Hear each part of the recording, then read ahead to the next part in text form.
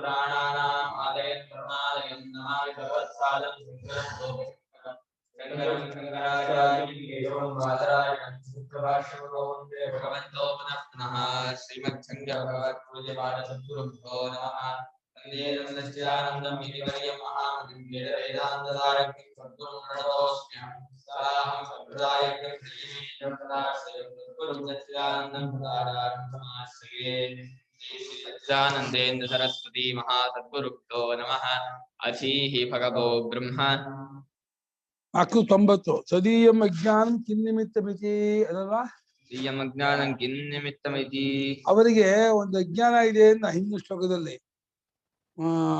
ಪರಂಭಾವ ಮಜಾನಂತಹ ಅಂತ ನನ್ನ ಪರಂಭಾವ ಇದೆಯಲ್ಲ ನಿತ್ಯ ಶುದ್ಧ ಬುದ್ಧ ಮುಕ್ತ ಸ್ವಭಾವ ಅದನ್ನು ಅರಿಯದೆ ನನ್ನನ್ನ ತಪ್ಪಾಗಿ ತಿಳ್ಕೊಂಡಿದ್ದಾರೆ ಜನರು ಅಂತ ಹೇಳಿದ ಪರಮಾತ್ಮ.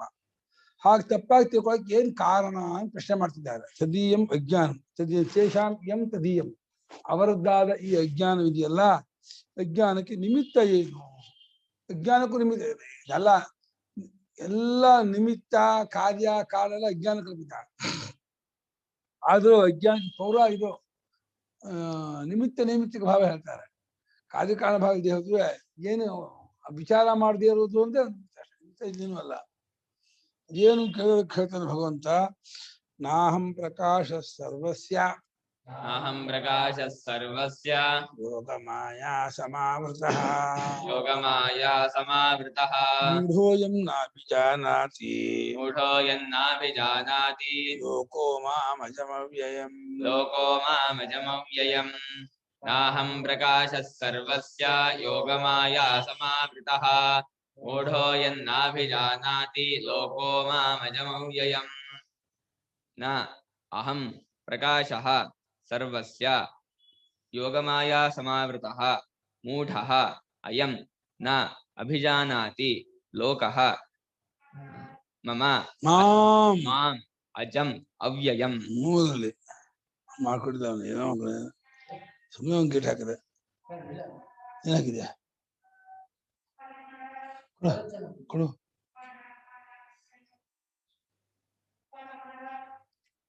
ಮಾಮ ಹಾಕಿದಾರ, ಮಾಮ ಬಯಸಿದ. ಹಿಂದಕ್ಕೆ ಹೋಗುವ ಆಮೇಲೆ ಜಾಮ್ ಅದಕ್ಕೆ ಹೋಗ್ಬಿಟ್ಟಿದ್ಯಾ? ಮಾನ ಕಾಡ್ಬಿಟ್ಟಿದ್ದಾನೆ. ಸರ್ವಸ್ಯ ಜನಸ್ಯ ಅಂತ ಇನ್ನು ಎಲ್ಲರಿಗೂ ಯಾರಿಗೂ ನಾನು ತೋರ್ಕೊಳ್ಳೋನಲ್ಲ. ನನ್ನ ಸ್ವಭಾವ ತೋರ್ಕೊಳ್ದಿರೋ ಸ್ವಭಾವ. ಆಕಾಶ ಹೇಗೆ ಯಾರಿಗೂ ಹಿಡ್ಕೊಳಕ್ಕಾಗಲ್ವೋ, ಆಕಾಶ ಹಿಡ್ಕೊಳಕ್ಕಾಗತ್ತೋ ಹಾಗೆ ಆಕಾಶಕ್ಕೂ ಕಾಣು, ಆಕಾಶಕ್ಕಿಂತ ಸೂಕ್ಷ್ಮವಾಗಿರುವನು. ಹಾಗಿರುವಂಥದ್ದಾದ್ನ ನಾನು ಯಾರಿಗೂ ತೋರ್ಕೊಳ್ಳೋನಲ್ಲ. ಯಾಕೆಂದ್ರೆ ಯೋಗಮಾಯಿಂದ ನಾನು ಮಿಸ್ಕೊಂಡಿದ್ದೀನಿ. ಯೋಗಮಾಯ ಅಂದ್ರೆ ಏನು? ಸತ್ವಜ ಸ್ತಮೋ ಗುಣಗಳ ಕೂಡುವಿಕೆಯೇ ಯೋಗ. ಅದರ ತೋರಿಕೆಯೇ ಯೋಗಮಾಯ. ಅದರ ಮುಳುಗಿರ್ತಾರಲ್ಲ, ಸತ್ವಗುಣ ರಜೋಗುಣ ತಮೋ ಗುಣಗಳ ತೋರಿಕೆಯಲ್ಲೇ ಯಾರು ಮುಳುಗಿರ್ತಾರೋ ಅವರಿಗೆ ಅಲ್ಲೇ ಇದ್ರೂ ಪರಮಾತ್ಮ ತೋರ್ಕೊಳ್ತಾ ಇರಲ್ಲ. ಪ್ಲಾಸ್ಟಿಕ್ ಯಾಕೆ ಕಾಣಲ್ಲ ಅಂದ್ರೆ ಆ ಕುರ್ಚಿ ಅನ್ನೋ ಆಕಾರ ಹೆಸರಿಂದ ಮುಚ್ಚೋಗ್ಬಿಟ್ಟೆ, ಅದು ಪ್ಲಾಸ್ಟಿಕ್ ಕಾಣಲ್ಲ. ಹಾಗೆ ಯೋಗ ಅಂದ್ರೆ ಘಟನ ಅಂತ ಕೂಡಿಸ್ಕೊಳ್ಳೋದು ಅಂತ. ಆ 3 ಗುಣಗಳ ಕೂಡುವಿಕೆಯಿಂದ ಆಗುವ ಒಂದು ಮಾಯೆ, ಇಲ್ಯೂಷನ್, ತೋರಿಕೆ. ಅದನ್ನ ನಾನು ಸಮಾವೃತೆಯೇ ಸಮಾವೃತ, ಮುಚ್ಚಿದವರಂತೆ. ಈಗ ಆ ಮುಚ್ಚಿದೆ ಅನ್ನೋದು ನನ್ನಿಂದ ಗೊತ್ತಾಗೋದು. ಸೂರ್ಯನ ಮೋಡ ಮುಚ್ಚಿದೆ ಅಂದ್ರೆ ಮೋಡ ಕಾಣೋದು ಯಾರು ಬೆಳಕಿಂದ? ಸೂರ್ಯನ ಮೋಡ ಮುಚ್ಚುತ್ತಾ? ಸೂರ್ಯ ಕಾಣದೇ ಇರೋದು ಮೋಡ ಮುಚ್ಚಿದೆ ಅಂದ್ರೆ ಮೋಡ ಕಾಣ್ತಾ ಇರೋದು ಸೂರ್ಯ ಬೆಳಕಿಂದ. ಹಾಗೆ ಪರಮಾತ್ಮನ ಯೋಗಮಾಯ ಮುಚ್ಚಿದೆ ಅಂತ ಗೊತ್ತಾಗೋದು ಪರಮಾತ್ಮನ ಅರಿವಿನಿಂದ. ಅದು ತೋರಿಕೆಯಲ್ಲಿ ಯಾರು ಮುಳುಗಿರ್ತಾರೋ ಅವರ ಪಾಲಿಗೆ ಪರಮಾತ್ಮನು ತೋರದೆ ಇದ್ದವನಂತಾಗಿರ್ತಾರ. ಅದರಿಂದ ಅದನ್ನು ಅನುವಾದ ಮಾಡಿಕೊಂಡು ಯೋಗಮಾಯ, ಇದಕ್ಕೆ ಈ ಪ್ರಪಂಚದ ತೋರಿಕೆಗೆ ಯೋಗಮಾಯ ಅಂತ ಹೆಸರು.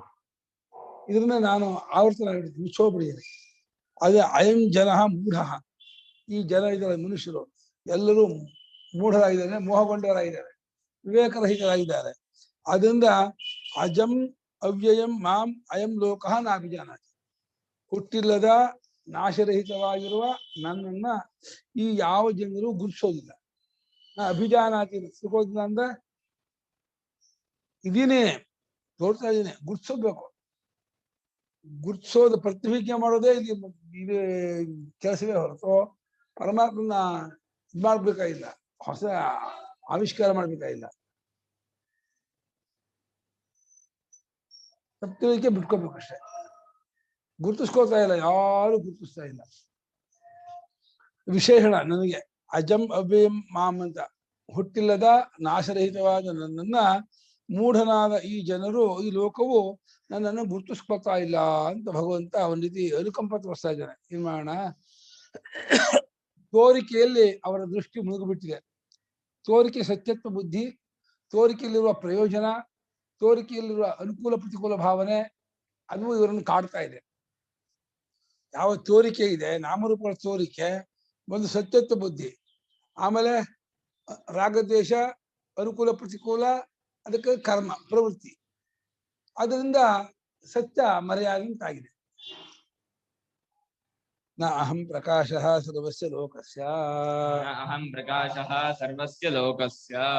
ಯಾವ ಜನರಿಗೂ ಅಂತ ಸರ್ವಸ್ಯ ಅನ್ನೋದು ಎಲ್ಲಾ ಜನರಿಗೂ, ಅಥವಾ ಯಾವ ಜನರಿಗೂ ನಾನು ಪ್ರಕಾಶನಲ್ಲ, ತೋರ್ಕೊಳ್ಳೋನಲ್ಲ. ಅದು ಅವಸ್ತು ಸ್ವಭಾವ, ಅದು ಪರಮಾರ್ಥ ತತ್ವ ಸ್ವಭಾವ ತೋರ್ಕೊಳ್ಳದೆ ಇರೋದೆ. ಯಾಕೆ ಹೇಳ, ಎಲ್ಲವನ್ನು ತೋರಿಸೋದದು, ಎಲ್ಲವನ್ನು ತೋರಿಸೋದು ಹೆಂಗೆ ತೋರ್ಕೊಳುತ್ತೆ? ಯಾವ್ದು ಎಲ್ಲವನ್ನು ತೋರಿಸ್ತಾ ಇದೆಯೋ ಅದು ಮತ್ತೆ ತೋರ್ಕೊಳ್ಳಲ್ಲ. ಅದು ತೋರ್ಕೊಂಡ್ರೆ ಏನಾಗುತ್ತೆ ಹೇಳೋ, ಅದನ್ನು ತೋರಿಸುವಂಥದ್ದು ಬ್ರಹ್ಮ ಅಂತ ಆಗತ್ತೆ, ಅದು ತೋರ್ಕೊಂಡದ್ದು ಬ್ರಹ್ಮ ಆಗಲ್ಲ. ಅದು ತೋರ್ಕೊಂಡ್ರೆ ಯಾವ್ದಕ್ಕೆ ತೋರ್ಕೊಳತ್ತೋ ಅದು ಬ್ರಹ್ಮ ಆಗುತ್ತೆ, ಹೊರತು ತೋರ್ಕೊಂಡದ್ದು ಬ್ರಹ್ಮ ಆಗಲ್ಲ. ಎಲ್ಲವನ್ನು ಎಲ್ಲಾ ಸಂಕೋಚ ಇದೆಯೇ, ಒಂದನ್ನು ಕಾಲ ದೇಶ ಕಾರ್ಯ ಕಾಲ ಅಷ್ಟನ್ನು ತಗೊಂಡು ಎಲ್ಲವನ್ನೂ ಬೆಳಗುವ ಒಂದು ಏನು ಅನುಭವ ಇದೆ, ಚೈತನ್ಯವಿದೆ, ಅದು ಮತ್ತೆ ತೋರ್ಕೋಬೇಕು ಅನ್ನೋ ಆ ಇಂಟೆನ್ಷನ್ನೇ ತಪ್ಪು, ಆ ಬೈಕೇ ತಪ್ಪು. ಏನೇದಂ ಸರ್ವಂ ವಿಜಾನಾತಿ ಅಂತ, ಯಾವುದನ್ನ ಎಲ್ಲವನ್ನೂ ಅರಿಯುತ್ತೀಯೋ ಅದನ್ನು ಹೇಗ್ತಾನೆ ಅರಿಯಕ್ಕಾಗತ್ತೆ, ಯಾಕ್ತಾನೆ ಅರಿಬೇಕು, ಹೇಗ್ತಾನೆ ಅದು ಅರಿಸ್ಕೊಳತ್ತೆ, ಆಗೋಲ್ಲ. ಅದರ ವಸ್ತು ಸ್ವಭಾವ ಯಾವುದಕ್ಕೂ ತೋರ್ಕೊಳ್ಳೋದಲ್ಲ, ಅದು ಬೆಳಗಿಸ್ಕೊಳ್ಳೋದಿಲ್ಲ, ಅದು ಅರಿವಿಗೆ ವಿಷಯವಾಗಿ ತೋರುವಂಥದ್ದಲ್ಲ. ಹಾಗಾದ್ರೆ ಕೆಲವರು ತೋರಿಸಿವ ಹೌದು, ಕೇಶಾಂಚಿದೇವ ಮದ್ಭಕ್ತಾನಾಂ ಪ್ರಕಾಶಃ ಅಹಮಿತ್ಯಭಿಪ್ರಾಯಃ. ಮೊದಲೇ ವಾಕ್ಯದಲ್ಲಿ ಏನು ಒಂದು ತಪ್ಪರ್ಸ ಬರುತ್ತೆ ಅಂದ್ರೆ, ಯಾರಿಗೂ ತೋರ್ಕೋದೇ ಯಾವ್ದಕ್ಕೆ ಪ್ರಯತ್ನ ಪಡ್ಬೇಕೋ, ಯಾರಿಗೂ ತೋರ್ಕೊಳ್ಳೋವನೇ ಅಲ್ಲ, ತೋರ್ಬರೋನೇ ಅಲ್ಲ, ಗೊತ್ತಾಗುವನೇ ಅಲ್ಲ ಅಂದ್ರೆ ಬಿಡಿ. ಹಾಗಾದ್ರೆ ವೇದಾಂತ ಕ್ಲೋಸ್ ಮಾಡಿ ಮಿಸ್ಬಿಡಿ, ಯಾರಿಗೂ ಪಾಠ ಹೇಳ್ಬಿಡಿ, ಓದಕ್ಕೋಬಿಡಿ, ವೇಸ್ಟ್ ಅಂತಂದ್ರೆ ಹಾಗಲ್ಲ. ಯಾರು ಪರಮ ಪ್ರೇಮ ಇಟ್ಕೊಂಡಿದ್ದಾರೆ ಪರಮಾತ್ಮನಲ್ಲಿ, ಅವ್ರಿಗೆ ತೋರ್ಕೊಳ್ತಾನೆ, ತೋರ್ಬರ್ತಾನೆ ಅಂದಾಗಳು ಇದು ಅಂತ ತೋರ್ಬರಲ್ಲ, ನೀನು ಅಂತ ತೋರ್ಬರಲ್ಲ, ಇದು ಅಂತಾಗ್ಲಿ ನೀನು ಅಂತಾಗ್ಲಿ ತೋರ್ಬರಲ್ಲ, ಆತ್ಮರೂಪನಾಗಿ ಗೊತ್ತಾಗ್ತಾನೆ. ಕೆಲವೇ ಜನ ಭಕ್ತರಿಗೆ, ಏಕಾಂತ ಭಕ್ತರಿಗೆ, ಕೆಲವೇ ಜನ ಏಕಾಂತ ಭಕ್ತರು ತುಂಬಾ ವಿರಳ, 1 2 3 ಅಷ್ಟೇ, ಪ್ರಪಂಚಕ್ಕಲ್ಲ. ಅಂಥ ಅಲ್ಪವಾಗಿ ಮಹಾತ್ಮರಿಗೆ ನಾನು ಗೊತ್ತಾಗ್ತೀನಿ, ತಿಳಿ ಬರ್ತೀನಿ, ಅರ್ಥ ಮಾಡ್ಕೋತಾರೆ ಅಂತ ಹೇಳೋ. ಇಲ್ಲೂ ಕೂಡ ನಾನು ಪ್ರಕಾಶ ಅನ್ನುವಾಗ ವಿಷಯವಾಗಿ ತೋರ್ಕೊಳ್ತಾನೆ ಅಂತ ಅರ್ಥ ಅಲ್ಲ. ಅವ್ರಿಗೂ ಭಕ್ತರಿಗೂ, ಕೆಲವೇ ಜನ ಭಕ್ತರಿಗೂ ನಾನು ತೋರ್ಕೊಳ್ತೀನಿ ಅಂದ್ರೆ ಈ ಪುಸ್ತಕ ಪೆನ್ನು ಪದಾರ್ಥ ಹಾಕ್ತೋರ್ ಬರಲ್ಲ ಅಲ್ಲ, ಆತ್ಮರೂಪದಿಂದ ಅವನು ಅರ್ಥ ಮಾಡ್ಕೋತಾರೆ, ಗುರುತಿಸ್ಕೋತಾರೆ ಅಂತ ಅರ್ಥ. ಯಾಕೆ ಎಲ್ರಿಗೂ ತೋರ್ ಬರಲ್ಲ ಅಂದ್ರೆ ಯೋಗಮಾಯ ಸಮಾವೃತಃ. ಯೋಗ ಗುಣಾನಾಂ ಯುಕ್ತಿ ಘಟನಂ. ಸೈವ ಮಾಯಾ ಯೋಗಮಾಯಾ ತಯಾ ಸಮಾವೃತಃ ಸಂಚ್ಛನ್ನಃ ಇತ್ಯರ್ಥಃ. ಭಾಷ್ಯಕಾರ ಸ್ಪಷ್ಟವಾಗಿ ಶೈವ ಮಾಯಾ ಅಂತ ಇದ್ದಾರೆ, ಅದೇ ಮಾಯಾ ಅಂತ ಇದ್ದಾರೆ. ಯಾಕೆ ಮಾಯ ಅಂದ್ರೆ ವಿಜಯ ಅಂತ ಮಾಡ್ತಾರಪ್ಪ. ಯೋಗ ಅಂದ್ರೆ ಏನೋ, ಗುಣಾನಾಂ ಯುಕ್ತಿ, ಗುಣಗಳನ್ನ ಕೂಡ್ಸೋದನ್ನ ಒಂದು ಕ್ರಿಯೆ ಅಲ್ಲ, ಗುಣಗಳು ಕೂಡ್ಕೊಂಡೇ ಈ ಜಗತ್ತಾಗಿ ತೋರುವುದು. ಮುಂಚೆ ಎಲ್ಲ ಪ್ರಕೃತಿ ಆಗಿರುತ್ತೆ, ಪ್ರಧಾನ ಆಗಿರುತ್ತೆ, ಅವ್ಯಾಕೃತವಾಗಿರುತ್ತೆ. ಅದರಲ್ಲಿ ಈಕ್ವಲ್ ಪ್ರಪೋರ್ಷನ್ ಅಲ್ಲಿ ಸತ್ವಗುಣ ರಜೋಗುಣ ತಮಗುಣ ಇರುತ್ತೆ. ಇದಳ ಯಾವ ರೀತಿ ಇರುತ್ತದೋ, ಈಕ್ವಲ್ ಪ್ರಪೋರ್ಷನ್ ಏನೋ ಸಮಾನ ಅಳತೆ, ಸಮಾನ ಪ್ರಮಾಣ. ಹಾಗಾಗಿ ಪ್ರಳಯ ಅದು. ಅದರಲ್ಲಿ ಹೆಚ್ಚು ಕಮ್ಮಿ ಆಗಿ ಮಾತ್ರ ಸೃಷ್ಟಿ ಆಗುತ್ತೆ. 3 100 100 100 ಆಗ್ಬಿಟ್ರೆ ಪ್ರಳಯ. ಅದು 3 ಏರ್ಪೇರ್ ಆದ್ರೆ ಅವಾಗ ಸೃಷ್ಟಿ ಆಗುತ್ತೆ. ಆ ಏರ್ಪೇರಾದ ಆ ಗುಣಗಳ ಒಂದು ಆವಿಷ್ಕಾರ, ಅವರ ಪರಿಣಾಮ ಇದೆಯಲ್ಲ, ಗುಣಗಳ ಪರಿಣಾಮವೇ ಕೂಡುವೆ ಅದೇ ಪದಾರ್ಥ. ಆ ಪದಾರ್ಥದ ತೋರಿಕೆಯೇ ಮಾಯೆ, ಶೈವ ಮಾಯ ಅಂತ ಭಾಷೆಗಾರರು. ಗುಣಗಳು ಈ ಪ್ರಪಂಚಾಕಾರವಾಗಿ ತೋರ್ತಾ ಇದೆಯಲ್ಲ, ಇದೇ ಮಾಯೆ ಅಂದ್ರೆ ಎಂದು ಇಷ್ಟು ಸ್ಪಷ್ಟವಾಗಿ ಶೈವ ಮಾಯ ಕಾಯವ ಗುಣಾನಾಂ ಯುಕ್ತಿ ಘಟನಂ ಶೈವ ಮಾಯಾ. ಭಾಷೆಗಾರರು ಮಾಯಾನಿಗೆ ಏನು ಬೆಳೆದ ಸ್ಪಷ್ಟ ಬೆಳೆದಾರೆ. ಎಲ್ಲ ಮಾಯೆ ಅವಿದ್ಯೆ ಒಂದೇನ ಬೇರೆ ಬೇರೆ ಕೇಳ್ತಾರೆ. ಇಷ್ಟು ಕ್ರಿಸ್ಟಲ್ ಕ್ಲಿಯರ್ ಆಗಿ ಬರೆದಿದ್ದಾರೆ. ಇದೇ ಮಾಯೆ. ಗುಣಗಳ ಪರಿಣಾಮ ಏನಿದೆ, ಗುಣಗಳ ಆವಿಷ್ಕಾರ, ಗುಣಗಳ ಒಂದು ರೂಪಾಂತರಗೊಳ್ಳೋದು, ಪ್ರಪಂಚಾಕಾರ ಪಂಚಭೂತವಾಗಿ ನಾಮರೂಪಾತ್ಮಕವಾಗಿ ಅಖಂಡ ಅನೇಕ ಪದಾರ್ಥ ರೂಪದಲ್ಲಿ ತೋರ್ಕೊಂಡಿರೋದಿದೆಯಲ್ಲ, ಇದೇ ಗುಣಗಳ ಒಂದು ಪರಿಣಾಮ, ಇದೇ ಮಾಯೆ ಅಂತ ಇದ್ದಾರೆ. ಈ ಮಾಯೆಯಲ್ಲಿ ಯಾರು ಮುಳುಗಿರ್ತಾರೋ ಅವರ ಜ್ಞಾನ ಯೋಗ ಮಾಯೆಯಿಂದ ಮುಚ್ಚೋಗಿದೆ ಅಂತ ಅರ್ಥ. ಇದರಲ್ಲಿ ಇವಾಗ ಒಂದು ವಿಶೇಷ ಆಕಾರದಲ್ಲಿ ಮನಸ್ಸು ಮುಳುಗಿಬಿಟ್ರೆ ಆ ವಿಶೇಷ ಆಕಾರನ್ನೇ ಗಮನಿಸ್ತಾ ಇರುತ್ತೆ, ಸಾಮಾನ್ಯ ನೋಡಲ್ಲ ಮನಸ್ಸು. ಹಾಗಾಗಿ ಆ ಸಾಮಾನ್ಯ ಆ ವಿಶೇಷ ಮುಚ್ಚೋಗಿರುತ್ತೆ.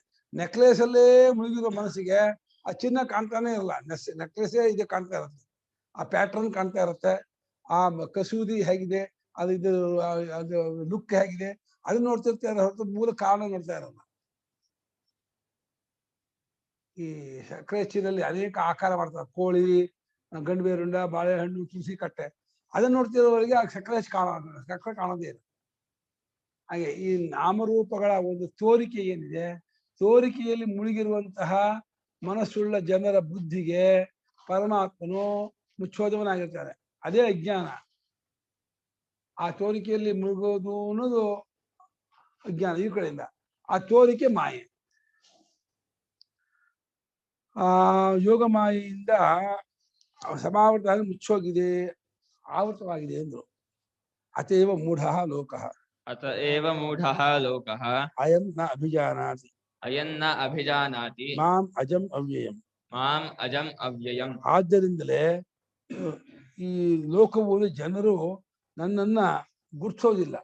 ನನ್ನನ್ನ ಅಜಂ ಅವ್ಯಯಂ, ಹುಟ್ಟಿಲ್ಲದ ಸಾವಿಲ್ಲದ ನನ್ನನ್ನ ಯಾರು ನೋಡ್ತಾ ಇಲ್ಲ, ಗುರುತಿಸ್ಕೊಳ್ತಾ ಇಲ್ಲ, ತಿಳ್ಕೊಳ್ತಾ ಇಲ್ಲ, ಗಮನ ಕೊಡ್ತಾ ಇಲ್ಲ. ಇದೇ ಇಲ್ಲ. ಯಯಾ ಯೋಗಮಾಯ ಸಮಾವೃತಂ ಮಾಂ ಲೋಕಃ ಯಾ ಯೋಗಮಾಯಯಾ ಸಮಾವೃತಂ ಮಾಂ ಲೋಕಃ ನ ಅಭಿಜಾನಾತಿ ನ ಅಭಿಜಾನಾತಿ ನಾಸು ಯೋಗಮಾಯಾ ನಾಸೋ ಯೋಗಮಾಯಾ ಮದೀಯಾ ಸತಿ ಮದೀಯಾ ಸತಿ ಮಮ ಈಶ್ವರಸ್ಯ ಮಾಯಾವಿನಃ ಮಮ ಈಶ್ವರಸ್ಯ ಮಾಯಾವಿನಃ ಜ್ಞಾನಂ ಪ್ರತಿಬಧ್ನಾತಿ ಜ್ಞಾನಂ ಪ್ರತಿಬಧ್ನಾತಿ ಯಥಾ ಅನ್ಯಸ್ಯಾಪಿ ಮಾಯಾವಿನಃ ತಥಾ ಅನ್ಯಸ್ಯಾಪಿ ಮಾಯಾವಿನಃ ಮಾಯಾ ಜ್ಞಾನಂ ತದ್ವತ್. ಮಾಯಾ ಜ್ಞಾನಂ ತದ್ವತ್. ಯಾವ ಯೋಗ ಮಾಯೆಯಿಂದ ಮುಚ್ಚೋದ ತಿಳುವಳಿಕೆ ಉಳ್ಳವರಾಗಿ ಆ ಗುಣಗಳ ವಿಕಾರದಲ್ಲಿಯೇ ಮುಳುಗಿರುವಂತಹ ಮನಸ್ಸುಳ್ಳವರಿಗೆ ಅವರ ಜ್ಞಾನ ಮುಚ್ಚೋಗಿರುತ್ತೆ. ಆ ಮುಚ್ಚೋದ ತಿಳುವಳಿಕೆ ಉಳ್ಳವರಾದ ಜನರು ನನ್ನನ್ನು ಗುರುತಿಸ್ಕೊಳ್ತಿಲ್ಲವೋ, ಆ ಯೋಗ ಮಾಯೆಯು ನನ್ನ ಅಧೀನವಾಗಿದ್ದು.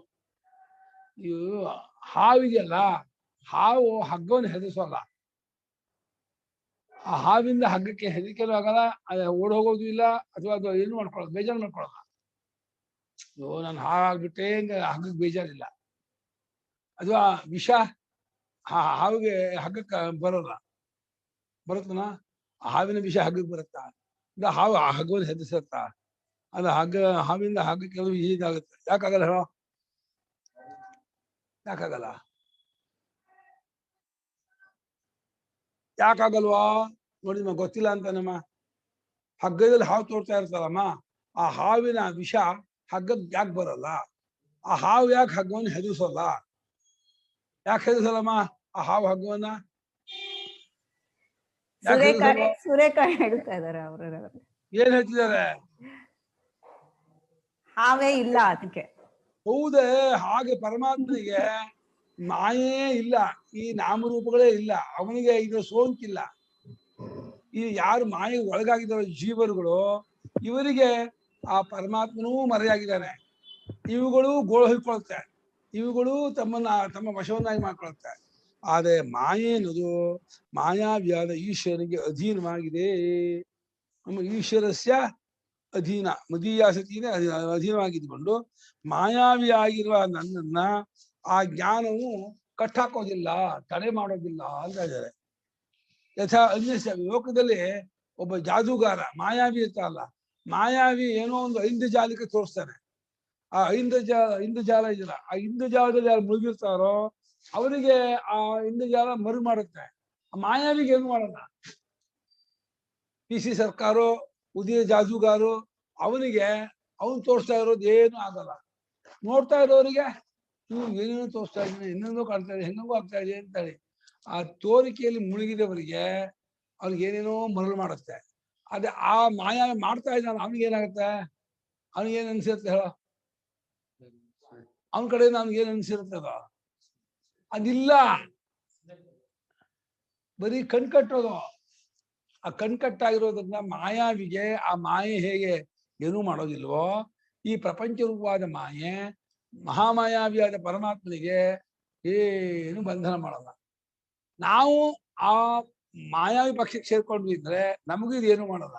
ಆದ್ರೆ ಮಾಯೆಗೆ ಅಧೀನವಾದ್ವಿ ಅಂತಂದ್ರೆ ಆಯ್ತು, ಈ ಮಾಯೆ ನಮ್ಗೆ ಗೋಳ್ಕೊಳತ್ತೆ. ಅದೇ ಎರಡು ದಿವಸ ಮಾಯಾವಿ ಆಗ್ತೀಯೋ ಮಾಯಾಧೀನ ಆಗ್ತೀಯೋ ಅಂತ. ಮಾಯಾ ಅಧೀನವಾದ್ರೆ, ಮಾಯೆಗೆ ಅಧೀನರಾದ್ರೆ ಇದು ಇಲ್ಲಿರುವ ಅಧಿಕಾರ, ದುಡ್ಡು, ಧನಕನಕ ವಾಹನ ವಸ್ತು ಗೋಳ್ಕೊಳತ್ತೆ.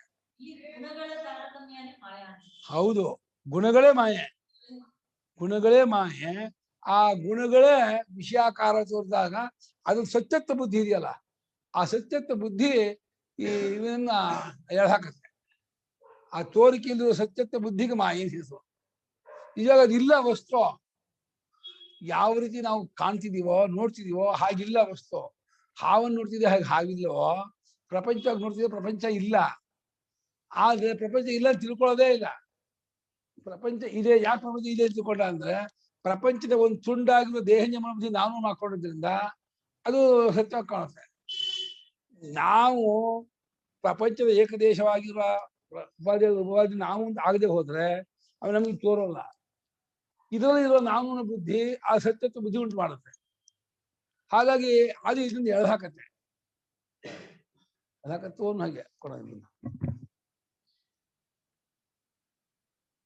ಎಷ್ಟೊಂದ್ ಜನ ಮಾಯೆ ಅಂದ್ರೆ ಏನೋ ಪವಾಡ ಅದು ಇದು ಅಂತ ತಪ್ಪು ಕಲ್ಪನೆ ಮಾಡ್ತಾರೆ. ಅದನ್ನ ಕುರ್ಚಿ ಅಂತ ನೋಡದೆ ಮಾಯೆ ಅಷ್ಟೇ.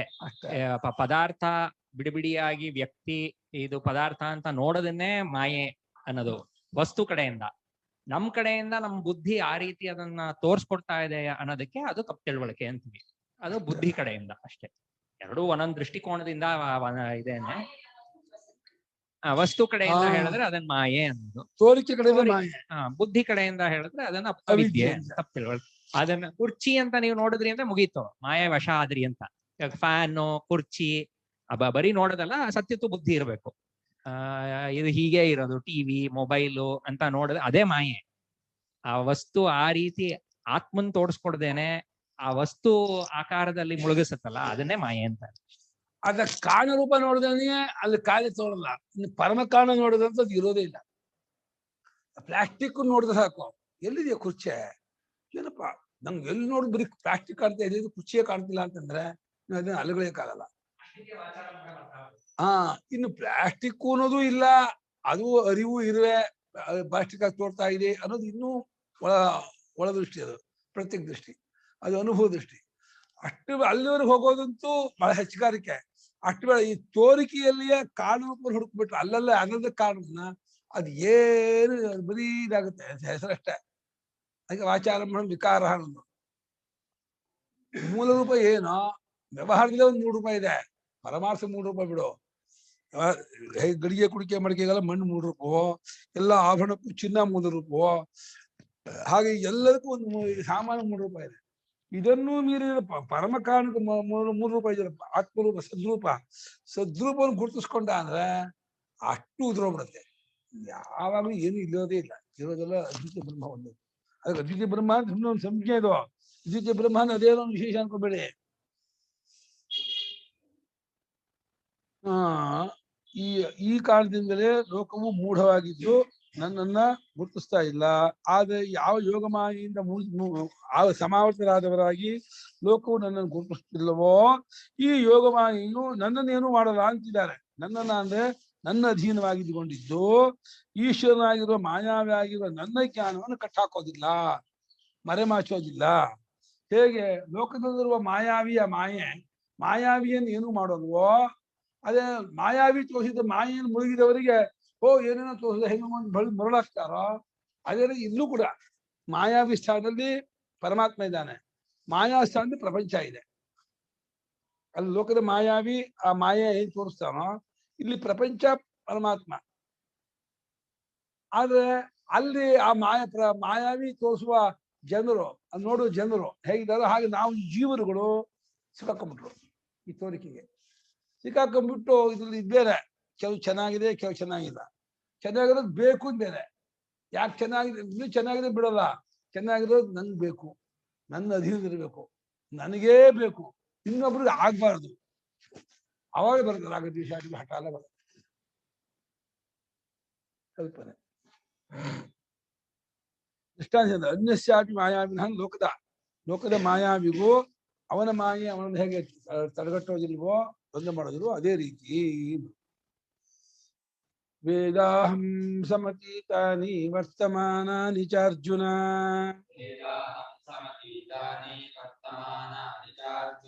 ಭವಿಷ್ಯಾಣಿ ಚ ಭೂತಾನಿ ಮಾಂತು ವೇದನ ಕಷ್ಟನ.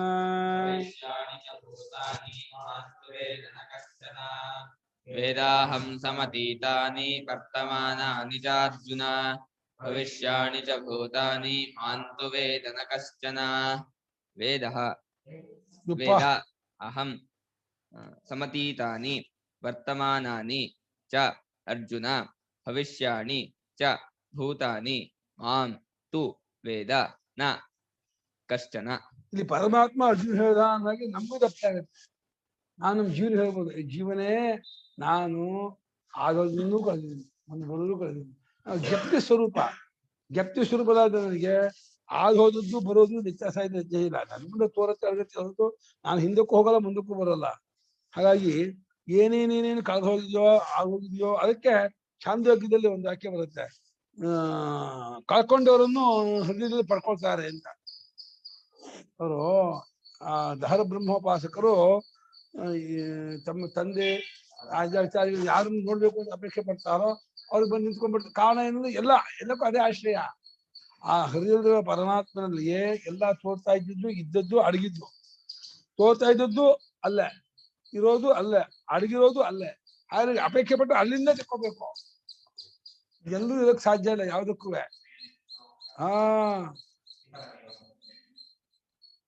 ಈ ತದ್ಗತ್ವ ಬಿಂದತೆ ಅಂತ ಯಾವ್ದು ಕಾಣ್ತಾ ಇಲ್ವೋ, ಕಾಣಕ್ಕೆ ಇಷ್ಟಪಡ್ತಾನೋ ಅದೆಲ್ಲವನ್ನು ಅಲ್ಲಿ ಹೋಗಿ ಪಡ್ಕೊಳ್ತಾನೆ ಅಂತ ವಾಕ್ಯ ಆಯ್ತು.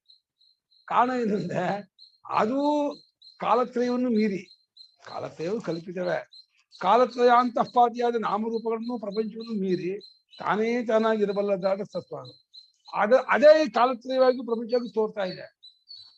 ಈ ತೋರಿಕೆಯನ್ನು ಮುಳುಗಿದವರಿಗೆ ಇದು ಸತ್ಯ ಮುಂದೆ ಅದು ಕಾಣ್ತಾನೆ ಇರಲ್ಲ. ಅಲ್ಲಿ ನಿಂತವರಿಗೆ ಯಾವಾಗಲೂ ಅದಕ್ಕಿಂತ ಬೇರೆ ಆಗಿಲ್ಲ, ಅದೇ ಇದ್ವೇ ಇಲ್ಲ, ಇದೇ ಹತ್ತೋತಾ ಇರೋದು ಗೊತ್ತಾಗ್ತದೆ. ಹಾಗಾಗಿ ತನ್ನ ಪರಂಭಾವದ ಪರತತ್ವ ರೂಪ ಇದೆಯಲ್ಲ, ಪರಂಭಾವ, ಆ ಅನುಭವದಿಂದ ಹೇಳ್ತಿದ್ದಾನೆ ಪರಮಾತ್ಮ. ನೋಡು ಅರ್ಜುನ, ಸಮತೀತಾನಿ ಸರ್ವಾಣಿ ಅಹಂ ವೇದ, ವರ್ತಮಾನಾನಿ ಸರ್ವಾಣಿ ಅಹಂ ವೇದ, ಭವಿಷ್ಯಾಣಿ ಚ ಭೂತಾನಿ ಅಹಂ ವೇದ, ಎಲ್ಲವನ್ನೂ ಅರಿದಿದ್ದೇನೆ. ಆದರೆ ತೂ ನ ಕಶ್ಚನ ಮಾಂ ವೇದ. ಯಾಕೆ ಹೇಳಿ? ಅದೆಲ್ಲ ತೋರಿ ಮರೆಯಾಗೋ ಕಲ್ಪಿತ ರೂಪ ಇದನ್ನ ಹೆಂಗ್ ನೋಡುತ್ತೆ? ಏನ್ ಮಾಡುದು? ಹಾವಿಗೆ ಹಗ್ಗ ಕಾಣದಪ್ಪ, ಹಾವಿಗೆ ಹಗ್ಗ ಕಾಣುತ್ತಾ? ಬೆಳ್ಳಿಗೆ ಕಚ್ಚಿಪ್ ಕಾಣಲ್ಲ. ಬೆಳ್ಳಿ ನಮಗ್ ಮರಳು ಮಾಡುತ್ತೆ, ಹಾವು ನಮಗ್ ಮರಳು ಮಾಡುತ್ತೆ ಹೊರತು ಅದಕ್ಕೇನು ಮಾಡಲ್ಲ. ಹಾಗೆ ಈ ತೋರಿಕೆಗೆ ಆಸ್ಪದವಾದ ಅಧಿಷ್ಠಾನವಾದ ತತ್ವಕ್ಕೆ ಏನು ಮಾಡಲ್ಲ. ಇಲ್ಲ ಇದು ಈ ಉಪಾಧಿ ದೃಷ್ಟಿಯಿಂದ ನೋಡುವವರೆಗೆ ಇದು ತೋರಿಸ ಮೋಸ ಮಾಡ್ತಾ ಇದೆ ಹೊರತು ವಾಸ್ತವಿಕವಾಗಿ ತದ್ವಿನ ತದ್ವ್ಯತಿರಿಕ್ತ ಏನೇನು ಇಲ್ಲ, ಯಾವಾಗಲೂ ಇರೋದು ಅದು ಅದ್ವಿತೀಯ, ಅದು ಒಂದೇ. ಯಾವಾಗೂ ಪ್ರಪಂಚ ಇಲ್ಲ, ಯಾವಾಗೂ ಜನ ಇಲ್ಲ, ಯಾವಾಗೂ ಏನೂ ಇಲ್ಲ, ಇರೋದೆಲ್ಲ ಏಕಮೇವಾದಿ ಪರಬ್ರಹ್ಮ. ಆ ಏಕಮೇವಾದಿ ಪರಬ್ರಹ್ಮ ಅಂತ ಇದ್ರ ಕಡೆ ಹೇಳ್ಬೇಕು, ಅದು ಆ ಪದಕ್ಕೂ ಅದು ಅರ್ಥ ಅಲ್ಲ. ಯಾವ ಒಂದು ನಾಮರೂಪ ವ್ಯವಹಾರ ಸರ್ವ ವ್ಯವಹಾರಾತೀತ ಪರಮಾರ್ಥ ಅದು. ಅತೀತವಾದ ವರ್ತಮಾನದಲ್ಲಿರುವ ಭವಿಷ್ಯ ಮುಂದಿರುವಂತ ಎಲ್ಲವನ್ನು ನಾನು ಅರಿತಿದ್ದೀನಿ ಅರ್ಜುನ. ನನ್ನನ್ನು ನಮಗೂ ಅಪ್ಲೈ ಮಾಡ್ಕೋಬಹುದು. ಎಲ್ಲಿ ಜೀವನೇ ನೀನು ಉಪಾಧಿಯಿಂದ ಇವಾಗ ಇಲ್ಲಿದೆ, ಇವಾಗ ನಮ್ಮ ತಂದೆ ಇಲ್ಲ, ಇದ್ರು ಹಾಗಿದ್ರು ಹೀಗಿದ್ರು ಕಲ್ತ್ಕೋತೀಯ. ಮುಂದೆ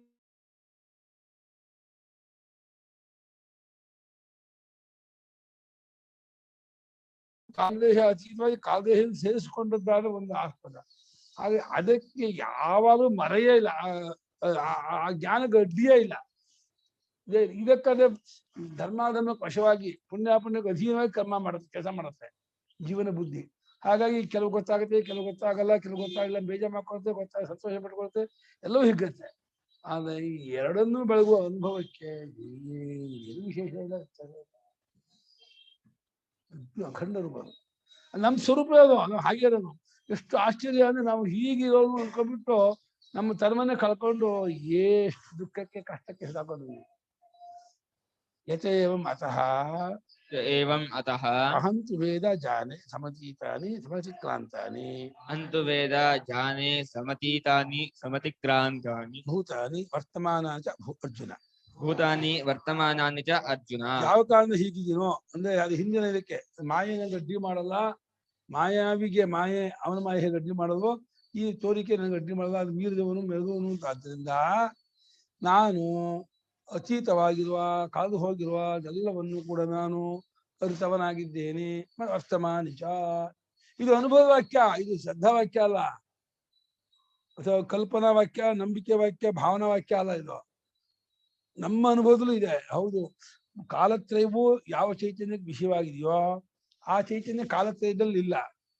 ಹಾಗಾಗಿ ಕಾಲತ್ರಯವು ಒಮ್ಮೆಗೆ ವಿಷಯ ಮಾಡ್ಕೊಳ್ಳುತ್ತೆ ಅನ್ನೋದನ್ನ ಅರ್ಥ ಮಾಡ್ಕೊಳ್ಳೋ ವ್ಯಕ್ತಿ ಬುದ್ಧಿಗಿಲ್ವಾದ್ರಿಂದ ಇದು ಹೇಗೆ ವಿಷಯ ಮಾಡುತ್ತೆ.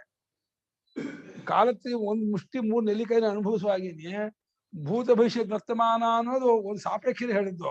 ಇವಾಗ ಅನುಭವದಲ್ಲಿ ಭೂತ ಅನುಭವ ಇಲ್ಲ, ಭವಿಷ್ಯದ ಅನುಭವ ಇಲ್ಲ, ವರ್ತಮಾನ ಅನುಭವ ಯಾವಾಗಲೂ ಇರೋದು. ಭೂತ ಅನ್ನೋದು ಈಗ ವರ್ತಮಾನವಾಗಿ ಬರೋದು ಅನುಭವಕ್ಕೆ, ಭೂತಾನುಭವ ಅಂತ ಇಲ್ಲ. ಅದು ಒಪ್ಕೊಂಡು ಒಂದಕ್ಕೆ 3 ಹೆಸರು. ಆ ಹೋಲಿಕೆ ಅಪೇಕ್ಷೆ ದೃಷ್ಟಿನ ಹೇಳ್ಬೇಕೆ ಹೊರತು 3 ಕಾಲ ಇಲ್ವೇ ಇಲ್ಲ. ಯಾವಾಗೂ ನಾವು ವರ್ತಮಾನ ಸ್ವರೂಪದವರು, ನಾವು ನಿತ್ಯ ವರ್ತಮಾನ ರೂಪ ನಮ್ಮ ರೂಪ. ವರ್ತಮಾನಾತೀತ, ನಾವು ಹಿಂದಕ್ಕೂ ಹೋಗಲ್ಲ, ಮುಂದಕ್ಕೂ ಬರೋಕ್ಕಾಗಲ್ಲ, ಹಿಂದೂ ಇಲ್ಲ. ಹಾಗೆ ನಮ್ಗೆ ನಿನ್ನೆ ಎಲ್ಲಿ ಹೋಯ್ತು, ನಾಳೆ ಎಲ್ಲಿಂದ ಬರುತ್ತೆ ಪ್ರಶ್ನೆ ಮಾಡ್ತೀವಲ್ಲ, ಪ್ರಶ್ನೆ ಮಾತ್ರ ಹೊರತು ಕಲ್ಪನೆ ಅದು. ನಿನ್ನೆಯೂ ಇಲ್ಲ, ನಾಳೆನೂ ಇಲ್ಲ ಅಂದ್ಮೇಲೆ ವರ್ತಮಾನ ಅದು ಅವಾಗ ನಿನ್ನೆ ನಾಳೆ ಇಟ್ಕೊಂಡು ವರ್ತಮಾನ ಅನ್ಕೋಬೇಕು. ಆ ವರ್ತಮಾನಕ್ಕೂ ಅರ್ಥ ಇಲ್ಲ. ಒಂದಾನೊಂದು ತತ್ವ ಎಲ್ಲಿವರೆಗೆ ಅರ್ಥ ಮಾಡ್ಕೊಂಡು ಗುರುತಿಸ್ಕೊಳ್ಳೋದು ಅದು ಹೀಗೆಲ್ಲ ತೋರಿಸ್ತದೆ. ಅದೊಂದು ಪ್ರಶ್ನೆ ಇದೆ, ಯಾಕೆ ಹೀಗೆ ತೋರುತ್ತೆ ಅಂದ್ರೆ ಇದು ಅವಿದ್ಯೆಯಿಂದ ಅಂತಾರೆ. ಮತ್ತೆ ಅವಿದ್ಯೆಯಿಂದ ಅವಿದ್ಯೆ ಯಾಕೆ ಬಂತು, ಹೇಗ್ ಬಂತು ಅಂದ್ರೆ ತೋರ್ತಾ ಇರೋದು ಅವಿದ್ಯೆಯಿಂದ ಹೇಳಕ್ಕೆ ಹೊರತು ಅವಿದ್ಯೆಯಿಂದ ತೋರ್ತಾ ತೋರ್ತಾ ಇಲ್ಲ ಅಂತ ಹೇಳಕ್ಕೆ. ಅವಿದ್ಯೆಯಿಂದ ತೋರ್ತಾ ಇದೆ ಅಂತ ಹೇಳ್ತಾ ಇದೀವಿ ಹೊರತು ಅವಿದ್ಯೆಯಿಂದ ತೋರ್ತಾ ಇದೆ ಅಂತ ಗೊತ್ತಾ ಇಲ್ಲ. ಇದು ತೋರ್ತಾ ಇದೆ, ಕಾಣ್ತಾ ಇದೆ ಅಂತಿದೆಯಲ್ಲ, ಇದು ಅವಿದ್ಯೆ. ಈಗ ನಿಮ್ಗೆ ವರ್ತಮಾನವೂ ಇಲ್ಲ, ಭವಿಷ್ಯತ್ತೂ ಇಲ್ಲ, ಭೂತವೂ ಇಲ್ಲ, ಯಾವಾಗೂ ಏನೂ ಇಲ್ಲ, ಪ್ರಪಂಚವೇ ಇಲ್ಲ. ಇರೋದ್ರಲ್ಲ ಏಕಮೇವಾದಿತ್ಯಂ ಬ್ರಹ್ಮ ಅಂತ ಅನುಭವ. ಹಾಗೆ ಏಕಮೇವಾದಿತ್ಯಂ ಬ್ರಹ್ಮ ಅಂತ ಅನುಭವ ಅಲ್ಲ. ಇವು ಅದು ತಪ್ಪುಕೋಬಾರ್ದು. ಆ ಪದ, ಆ ಅರ್ಥ ಒಂದಿದೆ ಅನ್ಕೋಬೇಡಿ. ಇದು ಯಾವುದು ಇಲ್ಲ ಅನ್ನೋದಕ್ಕೆ ಆ ಇದಕ್ಕೆ ಹೆಸರು ಕೊಟ್ಟಿದ್ದೀವಿ ಅಷ್ಟೇ. ಅಲ್ಲಿದೆ ಉಪಶಾಂತೋಯ ಮಾಡ್ತಾನೆ, ಶಬ್ದ ಪ್ರತ್ಯೇಕ ಅವಕಾಶವೇ ಇಲ್ಲ ಅಲ್ಲಿ.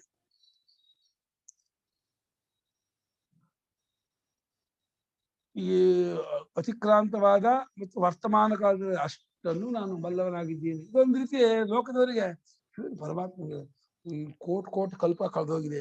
ಎಷ್ಟು ಕಲ್ಪದ ಹಿಂದೂ ಆದಿದ್ದು ಗೊತ್ತು, ಮುಂದಿನ ಎಷ್ಟು ಕೋಟಿ ಕಲ್ಪ ಬರುತ್ತೆ ಅದು ಗೊತ್ತು. ಈ ಪ್ರಪಂಚವನ್ನು ಒಮ್ಮೆಗೆ ಅರಿತಾ ಇದ್ರೆ ಎಂಥ ಜ್ಞಾನ, ಅದು ಹೇಗಾಗುತ್ತೆ? ಈ ಹುಲುಮಾನವನಿಗೆ, ಈ ಜೀವನಿಗೆ ಅರ್ಥ ಮಾಡ್ಕೋಕ್ ಆಗೋದು ಇಲ್ಲ. ಇವನ ಶಕ್ತಿ, ಇವಾಗ ಕಪ್ಪೆ ಸಮುದ್ರ ಬಂದಂತ ಕಪ್ಪೆ ಅಂತ ಮಾತಾಡ್ತಿತ್ತಂತೆ. ಸಮುದ್ರ ಇಷ್ಟು ದೊಡ್ಡದಾಗ ಕುಪ್ತಂತೆ, ಅಷ್ಟೇ ಅಂತ ಇನ್ನೂ ದೊಡ್ಡದು ಅಂತೆ, ಇನ್ನೂ ಜನ ಕುಪ್ತಂತೆ. ಆಮೇಲೆ ತೋರಿಸ್ತಾರೆ, ಅದು ಪುಷ್ಕರಿ ಕರ್ಕೊಂಡು ಹೋಯ್ತಂತೆ. ಬಾವಿಲಿ ಕುಪ್ಪಕ ಪುಷ್ಕರಲ್ಲಿ 10 ಅಡಿ ದಾಟ್ ಬಿಡ್ತಂತೆ, ಇಷ್ಟು ದೊಡ್ಡ. ಇದು ಅಲ್ಲಪ್ಪ, ಇದು ದೊಡ್ಡದು. ಆ ಸಮುದ್ರ ನೋಡಿದ ಕಪ್ಪೆಗೆ, ಬಾವಿಲಿರೋ ಕಪ್ಪೆಗೆ ಸಮುದ್ರನ ಹಿಂಗ್ ಪರಿಚಯ ಮಾಡಿಸೋದು? ಬಾವಿಲಿರೋ ಕಪ್ಪೆ ಇದು, ಇದಕ್ಕೆ ಸಮುದ್ರನ ಪರಿಚಯ ಮಾಡಿಸ್ಕೊಳ್ಬೇಕು ಎಷ್ಟು ಅಂತ. ಹಂಗೆ ಈ ಜೀವಪ್ಪನಿಗೆ ಇದು ಕೃಪ್ತನಾದವನು, ಕಾಲದೇಶ ಉಪಾಧಿ ಪರಿಚಯನಾದವನು, ಇದಕ್ಕೆ ಆ ಪರತತ್ವದ ಪರಿಚಯ ಮಾಡೋದು ಎಷ್ಟು ಹೇಳಿದ್ರು ಕಲ್ಪನೆ ಹೋಗೋದಕ್ಕೆ ಅದಕ್ಕೆ ಸೇರಿಸ್ಬಿಡ್ತಾನೆ ಹೊರತು ಅನುಭವ ತಂದ್ಕೊಳಕ್ಕೆ ಹೋಗಲ್ಲ. ಎಲ್ಲಾ ಕಲ್ಪನೆಯನ್ನು ಬಿಟ್ಟು ಯಾವ ಬಿಟ್ಟು ತಾನೇ ನಾನು ಉಳಿದಾದ್ರೆ ಅವಾಗ ಆತ್ಮನ ಗೊತ್ತಾಗೋದನ್ನೇ ಗೊತ್ತಾಯ್ತು ಅಂತ ಅನ್ಕೋಬೇಕು.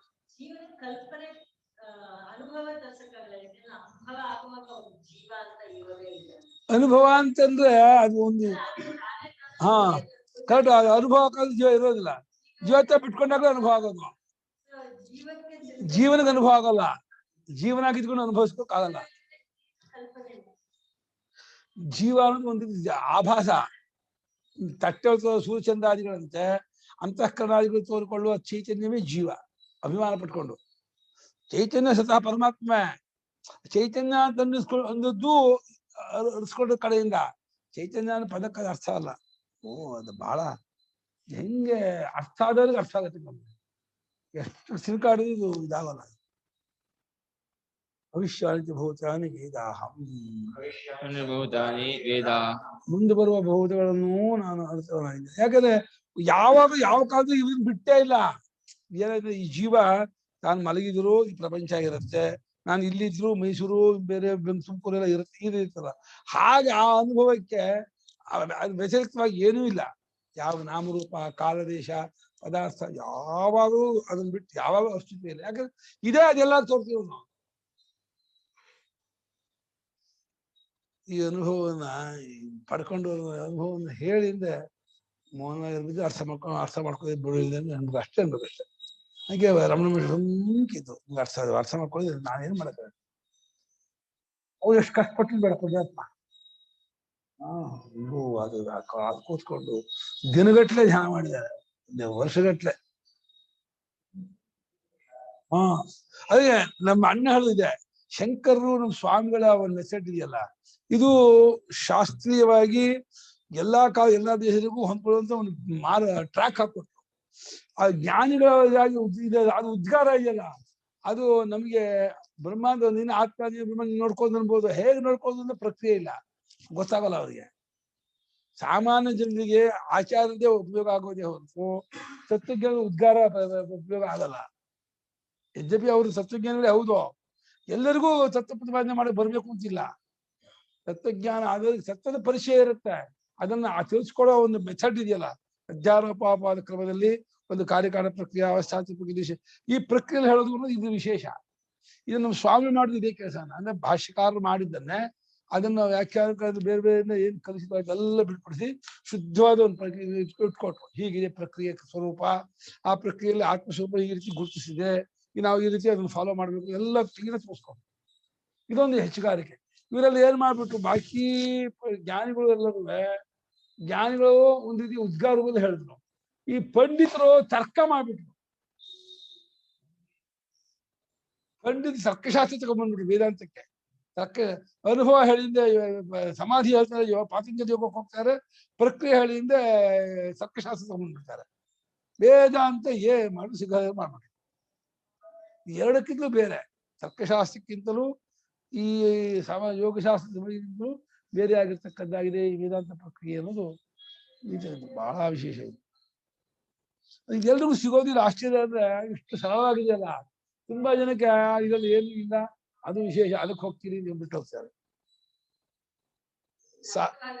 ಸಹಜವಾದ ಸರಳವಾದ ಗುಡಿಸೋದು ಕಷ್ಟ ಜನರಿಗೆ. ಸಹಜ ಇಲ್ಲ ಗುರುಗಳೇ, ಕಷ್ಟ ಇದೆ. ಅದು ನಮ್ಗೆ ಸಹಜ ಸಹಜ ಅಂತ ಇದೀರಲ್ವಾ, ಸಹಜ ಯಾಕೆ ಕಷ್ಟ ಗೊತ್ತಾ? ಉಪಾಧಿ ತಾದಾತ್ಮ್ಯತೆ ಜಾಸ್ತಿ ಇದೆ ಕಷ್ಟ. ಉಪಾಧಿ ತಾದಾತ್ಮ್ಯತೆ ಬಿಡುವವರೆಗೆ ಸುಲಭ. ಇವು ಅಭಿಮಾನ ದೇಹಾದಿಗಳಲ್ಲಿ ಇರತಕ್ಕಂಥ ತಾದಾತ್ಮ್ಯ ಜ್ಞಾನ ಇದೆಯಲ್ಲ, ಇದು ಬಲವಾಗಿ ಇದ್ದವರಿಗೆ ಇದು ಕಷ್ಟ ಅನ್ಸುತ್ತೆ. ಯಾರು ವಿವೇಕದಿಂದ ಸೂಕ್ಷ್ಮತೆಯಿಂದ ಬಿಟ್ಕೊಂಡು ಹೋಗ್ತಾರೋ ತುಂಬಾ ಸುಲಭ. ಇದು ನ್ಯಾಚುರಲ್ ಆಗಿ ಎಲ್ಲರಿಗೂ ಇದ್ದೇ ಇರುತ್ತಲ್ವಾ, ಬಾಡಿ ಮೈಂಡ್ ಇಂಟೆಲೆಕ್ಟ್ ಒಂಥರ ಅಟ್ಯಾಚ್ಮೆಂಟ್ ಅದು ಇದ್ದೇ ಇರುತ್ತೆ. ಅದು ಅಲ್ಲ, ಎಲ್ಲರಿಗೂ ಇದೆ ಅನ್ನೋದು ನಿಮ್ ಪ್ರತ್ಯವೇ. ಎಲ್ಲರಿಗೂ ನಿಮ್ಮ ಬುದ್ಧಿ ಮನಸ್ಬಿಟ್ಟು ಎಲ್ಲರೂ ಇಲ್ವೇ ಇಲ್ಲ. ನಿನ್ನ ನೋಡ್ಕೊಂಡ್ರೆ ಸಾಕು. ನಮ್ಗೆ ಹಾಗಿದೆಯಾ ನೋಡ್ಕೊಳ್ಳಿ. ನಿಮಗಿಲ್ಲ, ಅದು ಇದೆ ಅನ್ಕೊಂಡಿದ್ದೀರ ಅಷ್ಟೇ. ಅದಿಲ್ಲ, ಇಲ್ಲದು ಇಲ್ಲದೆ ಹೋದು ನನಗಿದೆ. ನಾನು ಅನುಪಮ, ನಾನು ಹೆಂಗಸು, ನಾನು ಇಂಥ ವಯಸ್ಸೋಳು, ಇಂಥ ಸುಮ್ಮನೆ ಬ್ಲೈಂಡ್ ಆಗಿ ನೀವು ಅಕ್ಸೆಪ್ಟ್ ಮಾಡ್ಕೊಂಡಿದ್ದೀರ ಹೊರತು ನಿಮಗೆ ನೀವು ಸರಿಯಾಗಿ ವಿಚಾರ ಮಾಡಿದ್ರೆ ಯಾರು ಅನುಪಮ, ನಾನು ಯಾಕೆ ಹೆಂಗಸು, ನಾನ್ಯಾಕಿಂತವ್ರ ಮಗಳು, ನಾನ್ಯಾಕಿಂತ ಹೆಂಡತಿ, ನನಗೆ ಯಾಕೆ ಈ ಕರ್ತೃತ್ವ ಭಕ್ತೃತ್ವ, ಈ ರೀತಿ ನಾನು ಇದೀನ ಅಂತ ಸ್ವಲ್ಪ ಒಳಗೆ ವಿಚಾರ ಮಾಡಿದ್ರೆ ಎಲ್ಲ ಅಜಂಪ್ಷನ್ನೇ ಹೊರತು, ಇಟ್ಕೊಂಡಿರೋದೇ ಹೊರತು ಯಾವುದಕ್ಕೂ ಇದಿಲ್ಲ, ಬೇಸಿಸ್ ಇಲ್ಲ, ಒಂದು ಅನುಭವದ ಆಧಾರ ಇಲ್ಲ. ಬ್ಲೈಂಡ್ ಆಗಿ ಇಟ್ಕೊಂಡಿದ್ದೀನಿ ಅಷ್ಟೇ. ಈ ಬ್ಲೈಂಡ್ ಆಗಿ ಇಟ್ಕೊಂಡಿದ್ದು ಬಿಟ್ಕೊಂಡ್ರೆ ಆಯ್ತು, ಇನ್ನೇನು ಮಾಡ್ಬೇಕಾಗಿಲ್ಲ. ಕಷ್ಟ ಅಂತೀರಾ, ಯಾಕಂದ್ರೆ ಇದು ಈ ಭಾವನೆ ಅಭ್ಯಾಸ ಜೋರಾಗಿದೆಯಲ್ಲ, ಇದು ಕಷ್ಟ ಅಂತ ಅನ್ಸತ್ತೆ. ಮಾಂತು ವೇದ ನ ಕಶ್ಚನ ಮದ್ಭಕ್ತ ಮಚ್ಚರಣಂ ಏಕ ಮುಕ್ತ. ಆದ್ರೆ ಎಲ್ಲವನ್ನೂ ನಾನು ಬಲ್ಲವನಾಗಿದ್ರು ಕೂಡ ನನ್ನನ್ನು ಮಾತ್ರ ಯಾರು ಅರ್ತಿಲ್ಲ ಹಾಕೊಳ್ಳೋ ಅಂತ ಇದೊಂದು ರೀತಿ ಮರುಕದಿಂದ ಹೇಳ್ತಾ ಇರುವಂತಹ ವಾಕ್ಯ ಭಗವಂತ. ಏನ್ ಮಾಡೋಣ ಅರ್ಜುನ, ಇಂಥ ಆತ್ಮನಾಗಿದ್ದು ಬೆಳಗುವನಾಗಿದ್ದು ಕೂಡ ಸುಲಭವಾಗಿ ಅರಿಬಹುದಾದ್ರೂ ಯಾರು ನನ್ನ ಅರಿತಿಲ್ಲ. ಆದ್ರೆ ನನ್ನ ಭಕ್ತ ಒಬ್ಬ ಇದ್ದಾನೆ, ನನಗೆ ಶರಣಾಗ ಪೂರ್ತಿ ತನ್ನ ಕಾರ್ಯ ದೇಹೇಂದ್ರಿಯವನ್ನು ಯೋಗಕ್ಷೇಮವನ್ನು ಭಗವಂತ ಘೋಷಿಸಿ ತಾನು ಇದಕ್ಕೆ ಅಂಟ್ಕೊಳ್ತೇನೆ, ಪೂರ್ಣ ತನ್ನ ಜೀವತ್ವನ್ನ ಕೈ ಬಿಟ್ಕೊಂಡು ಶರಣಾಗತಿ ಆದ ಅವನು ಕಳ್ಕೊಂಡ್ಬಿಡ್ತಾನೆ. ಶರಣಾಗತಿಯಿಂದ ಅಭಿಮಾನ ಬಿಡೋದೆ, ನಾನೆಂಬುದನ್ನು ಬಿಡೋದೇ ಶರಣಾಗತಿ. ಅಹಂಕಾರ ತ್ಯಾಗವೇ ಶರಣಾಗತಿ ಹೊರತು ದೀರ್ಘ ನಮಸ್ಕಾರ ಮಾಡೋ ಶರಣಾಗತಿ ಅಲ್ಲ. ಅದೇನಪ್ಪಾ ಅಂದ್ರೆ ಒಳಗೆ ಆ ಭಾವ ಬಂದಿದ್ದೇನೆ ಗುರುತು ಅಷ್ಟೇ ನಮಸ್ಕಾರ. ಈಗ ಅಭಿಮಾನ ಇಲ್ಲ, ಅಭಿಮಾನ ತಗ್ಗಿಸ್ಕೊಂಡಿದೀನಿ, ಬಿಟ್ಕೊಂಡಿದೀನಿ ಅನ್ನೋದಕ್ಕೆ ನಮಸ್ಕಾರ ಮಾಡ್ತಾ ಇದ್ರು ಒಂದು. ಅದು ನಮಸ್ಕಾರ ಮಾಡೋರಿಗೆಲ್ಲ ಅಭಿಮಾನ ಹೋಗಿರ್ಬೇಕು, ಇದಾಗಿರುತ್ತೆ ಅಂತ ಅರ್ಥ ಅಲ್ಲ. ಅದೆಲ್ಲ ಹಿಪೋಕ್ರಸಿ ಬೇಕಾದಷ್ಟು ಇರುತ್ತೆ. ಅದು ಭಗವಂತನಲ್ಲಿ ನನ್ನ ಭಕ್ತ ನನಗೆ ಶರಣ ಹೊಂದಿದವನು ಅನ್ನುವಾಗಲೂ ಭಗವಂತ ದ್ವೈತ ಭಕ್ತಿ ಇಟ್ಕೊಂಡಿಲ್ಲ. ನನ್ನ ಭಕ್ತನು ನನಗೆ ಶರಣ ಹೊಂದು ಅಂತಂದ್ರೆ ತನ್ನ ಉಪಾಧಿ ರೂಪವನ್ನು ಬಿಟ್ಟು ವಾಸುದೇವ ಭಗವಂತನೇ ನನ್ನ ರೂಪ ಕಂಡ್ಕೊಂಡ್ರೆ ನನ್ನ ಭಕ್ತ. ಅದೇ ನಮ್ಮ ಶರಣ ಅಂತಿರೋದು.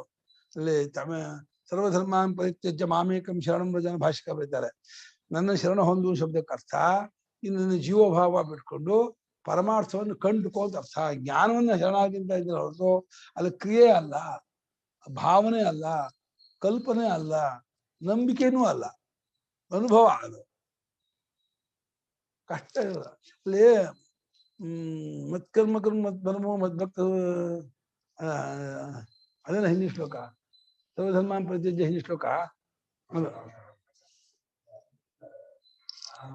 ಅಲ್ಲಲ್ಲ 66 1866 1866 ಶ್ಲೋಕದ ಹಿಂದಿನ ಶ್ಲೋಕದಲ್ಲಿ ಈ ಸಗುಣ ಭಕ್ತಿ ದ್ವೈತ ಭಕ್ತಿ ಹೇಳ್ದ, ಆಮೇಲೆ ಸರ್ವಧರ್ಮ ಪರಿತ್ಯಜ್ಯ ಹೇಳ್ದ.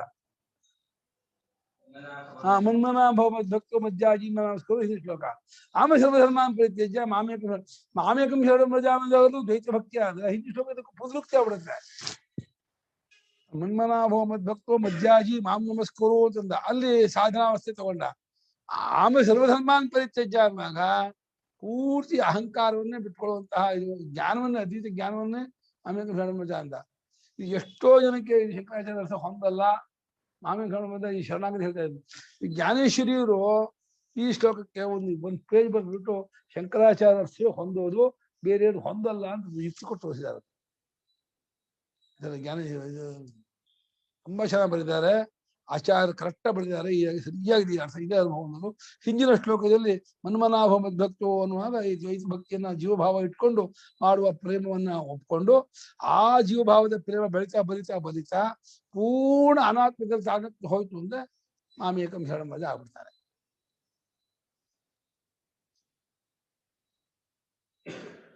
ನನ್ನ ಭಕ್ತನು ನನಗೆ ಶರಣ ಹೊಂದಿದವನು. ಇಲ್ಲಿ ಶರಣ ಹೊಂದೋದು ಭಕ್ತನಾಗೋದು ಅನ್ನೋ ಎರಡೂ ಒಂದು ನಮ್ಮ ಲೋಕದ ವ್ಯವಹಾರ ದೃಷ್ಟಿಯಿಂದ ಅದು ಒಂದು ಕ್ರಿಯೆಯನ್ನು ಹಾಗೆ ತೋರುತ್ತೆ. ಅದೇ ಇಲ್ಲಿ ಕ್ರಿಯಾರೂಪ ಅಲ್ಲ, ಇದು ಅನುಭವ ರೂಪ. ಇದು ಇವ್ ಒಬ್ಬನನ್ನು ಬಿಟ್ಬಿಟ್ರೆ ಇನ್ಯಾರು ನನ್ನನ್ನು ಅರಿಸಿಲ್ಲ ಅಂದ. ಯಾಕಂದ್ರೆ ಮತ್ತತ್ವ ವೇದನ ಅಭಾವಾದೇವ ನಮಾಂ ಭಜತೆ ಅಂತ ಇದೆ.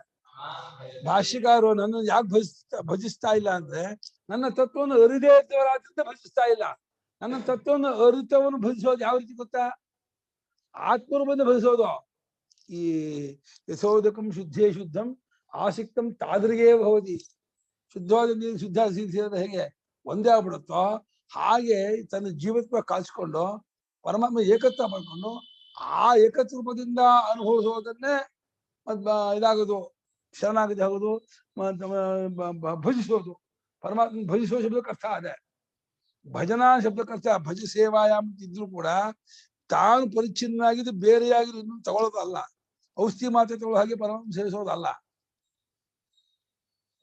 ಆ ಪದ ಪ್ರಯೋಗ ಭ್ರಾಂತಿ ಮಾಡುತ್ತೆ. ಆದರೆ ಇಲ್ಲಿ ಪ್ರೇಮ ರೂಪದಿಂದ ಪ್ರೇಮ ಸ್ವರೂಪದವನಾಗಿ ತಾನು ಪ್ರೇಮದಲ್ಲಿ ಒಂದಾಗ್ಬಿಡ್ತಾನೆ. ಇವರು ವಿವೇಕಾನಂದರು ಹೇಳುವಾಗ ಈ ಜೇನುತುಪ್ಪದ ಸರೋವರದಲ್ಲಿ ಆ ಜೇನುತುಪ್ಪ ಅದು ಒಂದಾಗ್ಬಿಡು ಹಾಗೇನೆ. ನಾನು ಜೇನುತುಪ್ಪದ ದಡದಲ್ಲಿ ಕೂತ್ಕೊಂಡ್ಬಿಟ್ಟು ಜೇನುತುಪ್ಪ ತಗೊಂಡು ತಿಂತೀನಿ ಅನ್ನೋದು ಬೇರೆ, ನಾನು ಜೇನುತುಪ್ಪದಲ್ಲೇ ಸೇರೋಗ್ಬಿಡ್ತೀನಿ ಒಂದಾಗ್ಬಿಡ್ತೀನಿ ಅನ್ನೋದು ಬೇರೆ. ಅದೇ ಆಗೋಣ ನಿಜ. ಅದೇ ಆಗಿರೋ ನೀನು ಈ ಉಪಾಧಿ ತಾದಾತ್ಮ್ಯತೆಯಿಂದ ನಾನು ಜೇನುತುಪ್ಪ ಬೇರೆ, ನಾನು ತಿನ್ನೋದು ಬೇರೆ, ನಂಗಿದೆ ಆನಂದ ಹೊರತು ನಾನು ಅದೇ ಆಗೋದು ನಂಗೆ ಆನಂದ ಅಲ್ಲ ಅಂತ ಭ್ರಾಂತಿ ಪಡ್ತಾ ಇದೆಯಾ. ದೃಷ್ಟಾಂತದಲ್ಲಿ ಹಾಗೆ ಅನ್ಸುತ್ತೆ, ಆದ್ರೆ ಅನುಭವದಲ್ಲಿ ಹಾಗೆ ಬೇರೆ ಆಯ್ತು ಅನ್ಸೋದಕ್ಕೆ ಆಗೋದಿಲ್ಲ. ನನ್ನ ತತ್ವವನ್ನು ಅರಿದೇ ಇರೋದ್ರಲ್ಲೇನೆಯೇ ನನ್ನನ್ನು ಭಜಿಸ್ತಾ ಇಲ್ಲ ಅಂದ್ರು. ಅಂದ್ರೆ ಎಲ್ಲ ದ್ವೈತ ಭಕ್ತಿಗಳು ಭಕ್ತರೇ ಅಲ್ಲ ಅಂತ ಹೇಳಂಗಾಯ್ತು. ಯಾವ ದ್ವೈತ ಭಕ್ತಿ ಇದ್ದಾರೆ ಎಲ್ಲ ಗೌಣ ಭಕ್ತರೇ. ನಿಜವಾದ ಮುಖ್ಯ ಭಕ್ತಿ ಏಕಭಕ್ತಿ, ಅವ ಜ್ಞಾನಿ ಒಬ್ಬನೇ ಏಕಭಕ್ತಿ ಮುಖ್ಯ ಭಕ್ತಿ ಅವನು. ಕೇ ಪುನಃ ಮತ್ತತ್ವ ಭೇದನ ಪ್ರತಿಬಂಧೇನ ಪುನಃ ಪ್ರತಿಬಂಧೇನ ಪ್ರತಿಬದ್ಧಾನಿ ಸಂತಿ ಪ್ರತಿಬದ್ಧಾನಿ ಸಂತಿ. ಕೇ ಪುನಃ ಅಲ್ಲ, ಕೇನ ಪುನಃ ಜಾಯಮಾನಾನಿ ಸರ್ವಭೂತಾನಿ ಮಾಂ ನ ವಿದಂತಿ. ಜಾಯಮಾನಾನಿ ಸರ್ವಭೂತಾನಿ ಮಾಂ ನ ವಿದಂತಿ. ಇತ್ಯಪೇಕ್ಷಾಯಾಂ ಯಮಃ. ಇತ್ಯಪೇಕ್ಷಾಯಾಂ ಇದಂ. ಕೇನ ಪ್ರತಿಬದ್ಧಾನಿ ಸಂತಿ, ಯಾವುದರಿಂದ ತಡೆ ಹಿಡಿದಿದ್ದಾರಾಗಿ ನನ್ನ ತತ್ವವನ್ನ ಅರಿಯೋದು ಅರಿಯೋದಕ್ಕೆ ಒಂದು ಪ್ರತಿಬಂಧ ಅಡ್ಡಿ. ಆ ಯಾವುದೋ ಅಡ್ಡಿ ತಂತಿದ್ಯಲ್ಲ, ಆ ಯಾವ ಅಡ್ಡಿಯಿಂದ ತಡೆ ಹಿಡಿದವರಾಗಿ ಈ ಹುಟ್ಟುತ್ತಿರುವ ಎಲ್ಲಾ ಭೂತಗಳು ಕೂಡ ನನ್ನನ್ನು ಅರಿತಾ ಇಲ್ಲ ಅಂತ ಹೇಳ್ತಿದ್ಯಾ. ಹುಟ್ಟುತ್ತಿರುವ ಎಲ್ಲಾ ಭೂತಗಳು ನನ್ನನ್ನು ಅರಿದೇ ಇರೋದಕ್ಕೆ ಏನೋ ಒಂದು ಅಡ್ಡಿಯನ್ನು ಪಡ್ಕೊಂಡಿದ್ದಾರೆ. ಆ ಯಾವ ಅಡ್ಡಿಯಿಂದ ಕೂಡ್ಕೊಂಡವರಾಗಿದ್ದು ನನ್ನ ತತ್ವವನ್ನು ಅರಿದೇ ಇದ್ದವರಾಗಿ ಅವರು ಈಗಲೂ ಒದ್ದಾಡ್ತಿದ್ದಾರೆ, ನನ್ನ ತಿಳಿದೇ ಇದ್ದವರಾಗಿರ್ತಾರೆ ಅಂತ ಕೇಳಿದ್ರೆ ಅದಕ್ಕೆ ಅಪೇಕ್ಷೆ ಉಂಟಾದ್ರೆ ಅದಕ್ಕೆ ಭಗವಂತ ಹೇಳ್ತಾ ಇದ್ದಾನೆ, ಇಚ್ಛಾ ದ್ವೇಷ ಸಮುಚ್ಛೇನ ದ್ವಂದ್ವಮೋಹೇನ ಭಾರತ ಸರ್ವಭೂತಾನಿ ಸಮ್ಮೋಹಂ ಸರ್ಗೇ ಯಾಂತಿ ಪರಂತಪ. ಇಚ್ಛಾದ್ವೇಷ ಸಮುಚ್ಛೇನ ದ್ವಂದ್ವಮೋಹೇನ ಭಾರತ ಸರ್ವಭೂತಾನಿ ಸಮ್ಮೋಹಂ ಸರ್ಗೇ ಯಾಂತಿ ಪರಂತಪ. ಇಚ್ಛಾದ್ವೇಷ ಸಮುಚ್ಛೇನ ದ್ವಂದ್ವಮೋಹೇನ ಭಾರತ ಸರ್ವಭೂತಾನಿ ಸಮ್ಮೋಹಂ ಸರ್ಗೇ ಯಾಂತಿ ಪರಂತಪ. ಇಚ್ಛಾ ದ್ವೇಷ, ಅನುಕೂಲದಲ್ಲಿ ಇಚ್ಛೆ, ಪ್ರತಿಕೂಲ ದ್ವೇಷ, ಇದರಿಂದ ಒಂದು ದ್ವಂದ್ವ ನಿಮಿತ್ತವಾದ ಮೋಹ ಬರುತ್ತೆ. ಇದೇ ದ್ವಂದ್ವ. ದ್ವಂದ್ವನೇ ಎರಡೆರಡಾಗಿ ತೋರೋದಲ್ಲ ದ್ವಂದ್ವ. ಇದು ಇಚ್ಛೆ, ಇದು ದ್ವೇಷ, ಇದು ಅನುಕೂಲ, ಇದು ಪ್ರತಿಕೂಲ, ಇದು ನಮ್ಮವರು, ಇದು ಬೇರೆಯವರು. ಎಲ್ಲಿ ಈ ಉಪಾಧಿಯಲ್ಲಿ ತಾದಾತ್ಮ್ಯ ಹೊಂದ್ಬಿಟ್ಟು ಈ ದ್ವೈತ ಭಾವ ಎಲ್ಲಿ ಕಾಣುತ್ತೋ ಈ ದ್ವಂದ್ವ ನಿಮಿತ್ತವಾದ ಮೋಹ ಉಂಟಾಗ್ಬಿಡುತ್ತೆ. ಎರಡೆರಡಾಗಿ ತೋರೋದೇ ದ್ವಂದ್ವ. ಈಗ ಇಚ್ಛಾ ದ್ವೇಷದಿಂದ ಎದ್ಕೊಂಡದ್ದು ದ್ವಂದ್ವ ಮೋಹ. ದ್ವಂದ್ವ ಮೋಹದಿಂದ ಎಲ್ಲಾ ಭೂತಗಳು ಸಮೂಹಕ್ಕೆ ಪಕ್ಕಾಗಿದ್ದಾರೆ ಅಂತ ಇದ್ದಾನೆ ಪರಮಾತ್ಮ. ಸರ್ವಭೂತಾನಿ ಸಮೂಹಂ ಯಾಂತಿ. ಅಲ್ಲಿ ಸರ್ಗೆ ಸೃಷ್ಟಿಯಲ್ಲಿ ಪರಂತಪನಾದ ಅರ್ಜುನನೇ ಎಲ್ಲಾ ಭೂತಗಳು ಸಮೂಹಕ್ಕೆ ಗುರಿಯಾಗಿದ್ದಾರೆ, ಸಮೂಹವನ್ನು ಹೊಂದಿದ್ದಾರೆ ಈ ಸೃಷ್ಟಿಯಲ್ಲಿ. ಈ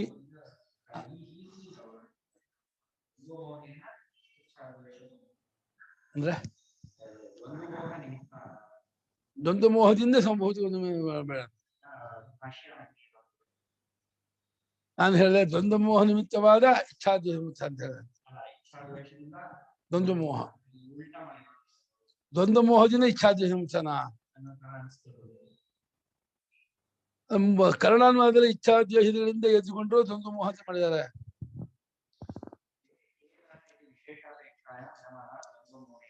ಸರಿ,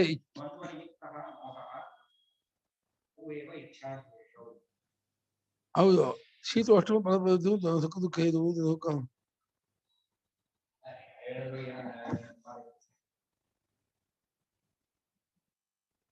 ಅಲ್ಲ ಒಟ್ಟು ದ್ವಂದ್ವ ಯಾವ್ದು ಇಚ್ಛಾ ದ್ವೇಷ ಹರ್ಷ ವಿಷಾದ ಶೋಕ ಮೋಹ ಎರಡರೊಳಗೆ ಒದಗೋದೆಲ್ಲ ದ್ವಂದ್ವ ಅಂತ.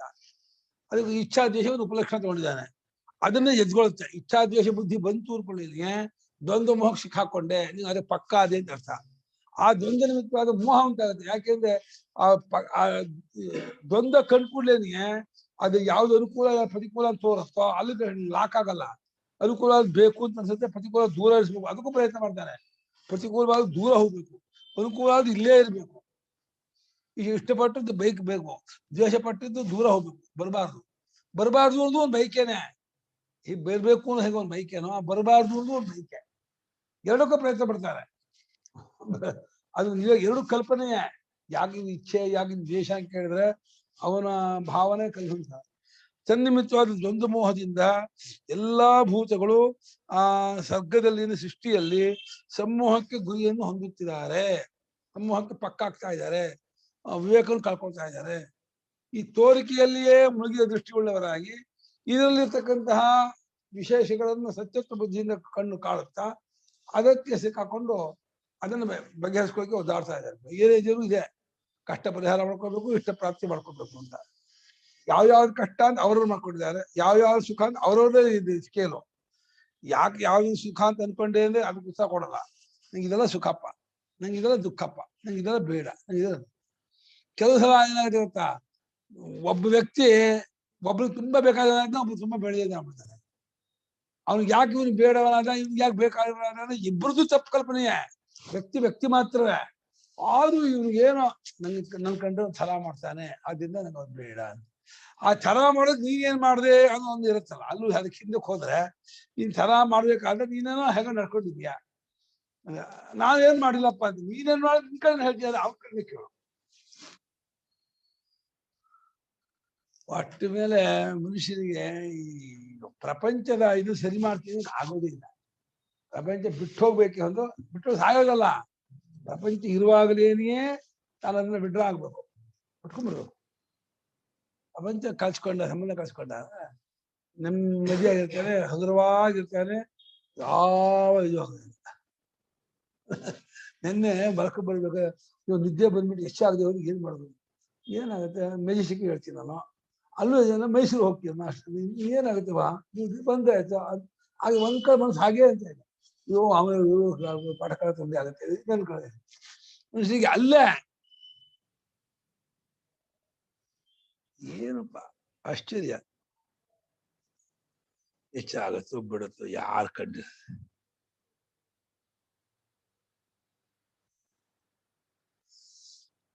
ಈ ದೊಡ್ಡ ಭಾಷ್ಯ.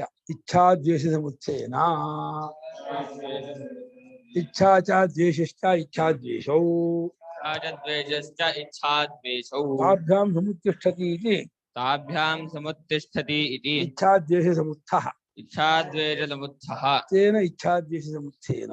ತೇನ ಇಚ್ಛಾದ್ವೇಷ ಸಮುಚ್ಚಯನ. ಇಚ್ಛಾ ದ್ವೇಷ ಸಮುಚ್ಚಯನ ಮೂಲಪದ. ಇಚ್ಛೆ ಅಂದ್ರೆ ತನಗೆ ಅನುಕೂಲವಾದದ್ದನ್ನು ಪಡೆಯಬೇಕು ಅನ್ನೋ ಬಯಕೆ. ಯಾವ್ದು ಅನುಕೂಲ ಅಂತ ಅಂದ್ಕೊಂಡಿರ್ತಾನೋ ಆ ಅನುಕೂಲ ಅಂತ ಅಂದ್ಕೊಂಡದ್ದನ್ನು ಪಡಿಬೇಕು ಅನ್ನೋ ಒಂದು ತಹತಹತೆ ಇದೆಯಲ್ಲ, ಆ ತಹತಹತೆಯೇ ಇಚ್ಛೆ. ಬೇಕು. ದ್ವೇಷ ತನಗೆ ಪ್ರತಿಕೂಲವಾದದ್ದು ದೂರವರಿಸಬೇಕು, ಕಾಣಬಾರ್ದು ಅಂತ ದ್ವೇಷ.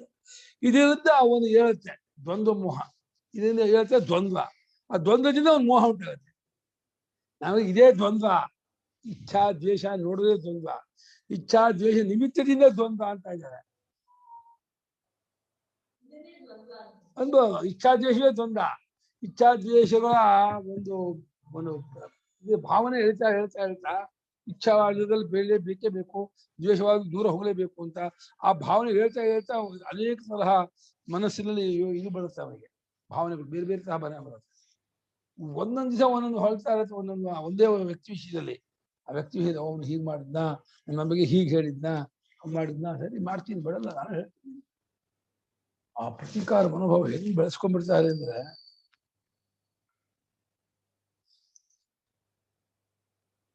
ಏನು ಮಾಡಕ್ಕಲ್ಲ. ಇವಾಗ ಪ್ರಪಂಚವನ್ನೆಲ್ಲ ನಮ್ಗೆ ಸರಿಯಾಗಿರಿಸ್ಬೇಕು ಆಗೋದು ಇಲ್ಲ. ಯಾವ ರಾಮಚಂದ್ರನಿಗೆ ಪ್ರಪಂಚದ ಒಪ್ಕೊಳ್ಳಿಲ್ಲ, ಕೃಷ್ಣನೇ ಪ್ರಪಂಚದ ಒಪ್ಕೊಳ್ಳಿಲ್ಲ. ನಮ್ಮನ್ನು ಒಪ್ಕೊಳ್ತಾರೆ ಪ್ರಪಂಚದ ಹುಚ್ಚಿತನ ಪರಮಾವಧಿ, ಅದು ಮೂರ್ಖತನ. ನಾವು ಸರಿಯಾಗ್ಬೇಕೇ ಹೊರತು ನಾವು ಪ್ರಪಂಚಕ್ಕೆ ಸರಿಯಾಗ್ಬೇಕಾಗಿಲ್ಲ. ನಾವು ನಮ್ಮಷ್ಟು ಸರಿಯಾದ ಇಚ್ಛಾದ್ವೇಷಗಳು ಇಚ್ಛಾದ್ವೇಷಗಳು ಅವುಗಳಿಂದ ಎದ್ಕೊಳ್ಳುತ್ತೆ. ಏನ್ ಎದ್ಕೊಳ್ಳುತ್ತೆ? ಒಂದು ಭಾವ. ಆ ಇಚ್ಛೆ ಪಟ್ಟು ದ್ವೇಷ ಮಾಡಿ ಒಂದು ಭಾವ ಎದ್ಕೊಳ್ಳುತ್ತೆ. ಅದು ಇಚ್ಛಾದ್ವೇಷ ಎದ್ಕೊಂಡದ್ದು. ಆ ಇಚ್ಛಾದ್ವೇಷ ಎದ್ಕೊಂಡದ್ದಾದ ಅದರಿಂದ ಎದ್ಕೊಂಡದ್ದು ಯಾವುದರಿಂದ? ವಿಶೇಷಾಪೇಕ್ಷಾಯಾಮ್ ಇದಮಾಹ ದ್ವಂದ್ವ ಮೋಹೇನ. ಇದು ವಿಶೇಷಾಪೇಕ್ಷಾಯಾಮ್ ಇದಂ ಆಹ ದ್ವಂದ್ವ ಮೋಹೇನ. ಇಚ್ಛಾದ್ವೇಷ ಎದ್ಕೊಂಡದ್ದು ಯಾವುದರಿಂದ ಅಂತ ಕೇಳ್ತಾರೆ. ಆ ಇಚ್ಛಾದ್ವೇಷದಿಂದ ಎದ್ಕೊಂಡದ್ದಾಗಿರೋದು ಯಾವುದು ಅಂತ ಹೇಳಿದ್ರೆ ಆ ವಿಶೇಷಾಪೇಕ್ಷೆ ಒಟ್ಟಾಗಲಾಗಿ ಅದು ಭಗವಂತ ಹೇಳ್ತಿದ್ದಾನೆ. ಅದನ್ನ ದ್ವಂದ್ವದಲ್ಲಿ ಮೋಹ. ಈ ದ್ವಂದ್ವ ನಿಮಿತ್ತವಾದ ಮೋಹ, ದ್ವಂದ್ವ ಪ್ರಕಾರವಾದ ಮೋಹ. ಅಲ್ಲಿ ಈ ದ್ವಂದ್ವ ಮೋಹನ ಸತಿಯಾಗಿಲ್ಲ. ಅದಕ್ಕೆ ಇದು ಕೇಳ ಇಚ್ಛಾದೇಶ ಮುಕ್ತವಾದದ್ದು ಯಾವುದರಿಂದ ಅಂದ್ರೆ ದ್ವಂದ್ವ ಮೋಹದಿಂದ. ಇಚ್ಛಾದೇಶ ಮುಕ್ತವಾದದ್ದಾಗಿರೋ ಯಾವುದೋ ಒಂದರಿಂದ ಇದೆಯಲ್ಲ, ಇಚ್ಛಾದೇಶ ಮುಕ್ತವಾದದ್ದು ಯಾವುದೋ ಒಂದರಿಂದ ದ್ವಂದ್ವ ಮೋಹದಿಂದ ಅದಕ್ಕೆ ಹೇಳಕ್ಕೆ ಕೇನ ಅಂತ ಹಾಕೊಂಡಿದ್ದಾರೆ. ಮುಂದೆ ಇದನ್ನು ನೋಡ್ಕೊಂಡು ಹಾಕಿರೋ ಪದ ಅದು.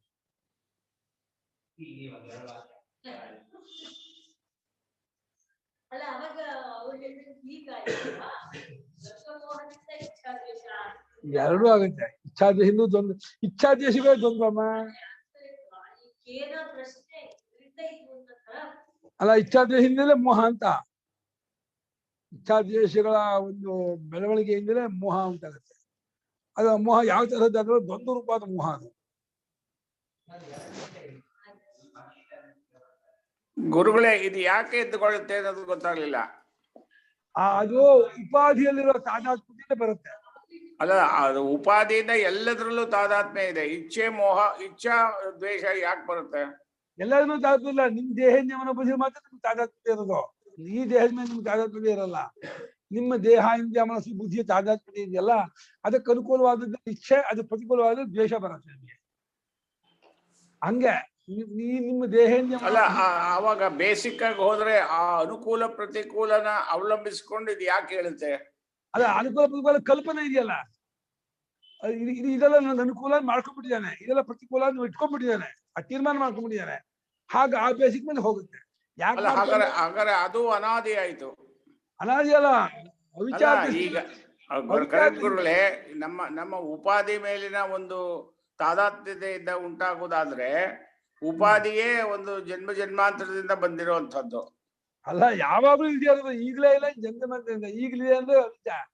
ಈಗ ಉಪಾಧಿ ಇದೆ ಅನ್ನೋದೇ ಭ್ರಾಂತಿಯ ಹೊರತು ನೀವು ಜನ್ಮ ಜನ್ಮಾಂತರಿಗೆ ಯಾಕೆ ಹೋಗ್ತೀರಾ? ಈಗ ಉಪಾಧಿ ಇದೆ ಅನ್ನೋದು ಒಪ್ಕೊಂಡಿದ್ದೀರ ಹೊರತು ನೀವು ಇಟ್ಕೊಂಡಿದ್ದೀರ. ಅಲ್ಲ, ನೀವು ಆವಾಗ ಬುಡಾನೇ ತೆಗೆದಾಕ್ಬಿಟ್ರೆ ಯಾವ್ದಾದ್ರು ಮೇಲಿಂದ ಯಾವುದೂ ಇಲ್ಲ ಅನ್ನೋದು ಕರೆಕ್ಟ್. ಹೌದು. ಬುಡ ಬಂದಿದ್ ಯಾಕೆ ತೆಗಿದಾಕಕ್ಕೆ? ಬುಡ ಅಂತ ಗೊತ್ತಾಗಿದ್ ಯಾಕೆ ಅಂತ? ಬುಡ ಬಂದಿದೆ ನಿಮ್ಮ ಕಾನ್ಸೆಪ್ಟ್ ಅಷ್ಟೇ. ಅದನ್ನು ಅದಂಶನ್ ಬುಡ ಇಲ್ಲ, ಅದಕ್ಕೆ ಕಲ್ಪನೆ. ಯಾವ ಬುಡವೂ ಇಲ್ಲ, ಏನೂ ಇಲ್ಲ, ಇಟ್ಕೊಂಡಿರೋದು. ಇದನ್ನಿದೆ ಇಲ್ಲ, ಗಟ್ಟಿಯಾಗಿ ಒಪ್ಕೊಂಡು ದೇಹನ್ಯವನ ಬುದ್ಧಿ ಇದೇ ಒಪ್ಕೊಂಬಿಟ್ಟ. ಆಮೇಲೆ ನಾನು ಅಂದ್ಕೊಂಡ, ಆಮೇಲೆ ಇದಕ್ಕೆ ಅನುಕೂಲ ಬೇಕು ಅಂದ್ಕೊಂಡ, ಬೇಡವಾದ್ರು ದೂರ ಇಡ್ಬೇಕು ಅಂತ ಅಂದ್ಕೊಂಡ, ಅದಕ್ಕಾಗಿ ಪ್ರಯತ್ನ ಮಾಡ್ತಾ ಹೋಗ್ತಾರೆ. ಅಲ್ಲ, ಇದೆಲ್ಲ ಬೆಳೆಸ್ಕೊಂಡಿರೋದು ಗುರುಗಳೇ. ಈ ದ್ವಂದ್ವ ಮೋಹದಿಂದ ಉಂಟಾಯಿತು ಅಂತ ಹೇಳೋದು ಇಚ್ಛಾ ದ್ವೇಷ ಅಂತ ಇದ್ದಾರೆ. ದ್ವಂದ್ವ ಮೋಹ ಉಂಟಾಗೋಕೆ ಇಚ್ಛಾ ಅದರ ಹಿಂದಿನ ಕಾರಣ, ಅದಕ್ಕೆ ಅದರ ಹಿಂದಿನ ಕಾರಣವಾದಂತ ಉಪಾಧಿ ಕಾರಣ. ಉಪಾಧಿನೇ ಇಲ್ಲ ಅಂದ್ರೆ ಇದು ಯಾವುದೂ ಇಲ್ಲ ಅಂತ. ಅದಿದ್ರೆ ಇದೆಯಲ್ಲ. ಈಗ ಇದೇನದು ಅವಿದ್ಯೆ. ಅವಿದ್ಯೆಯಿಂದ ಇದೆಯೋ ಇರೋದ್ರಿಂದ ಇದ್ಮೇಲೆ ವಿದ್ಯೆ ಬಂದಿಲ್ಲ. ಇದ್ಮೇಲೆ ಅವಿದ್ಯೆಯಿಂದ ಇದೆ ಅನ್ಸ್ಕೊಂಡಿದೆ. ಇದೆ ನೀವು ಅನ್ಕೊಂಡಿದ್ದೀರಲ್ಲ, ಅದೇ ಅದಕ್ಕೆ ಎವಿಡೆನ್ಸು ನಿಮ್ಮನ್ನ ಗೋಳ್ಗುಡ್ಸೋದಕ್ಕೆ.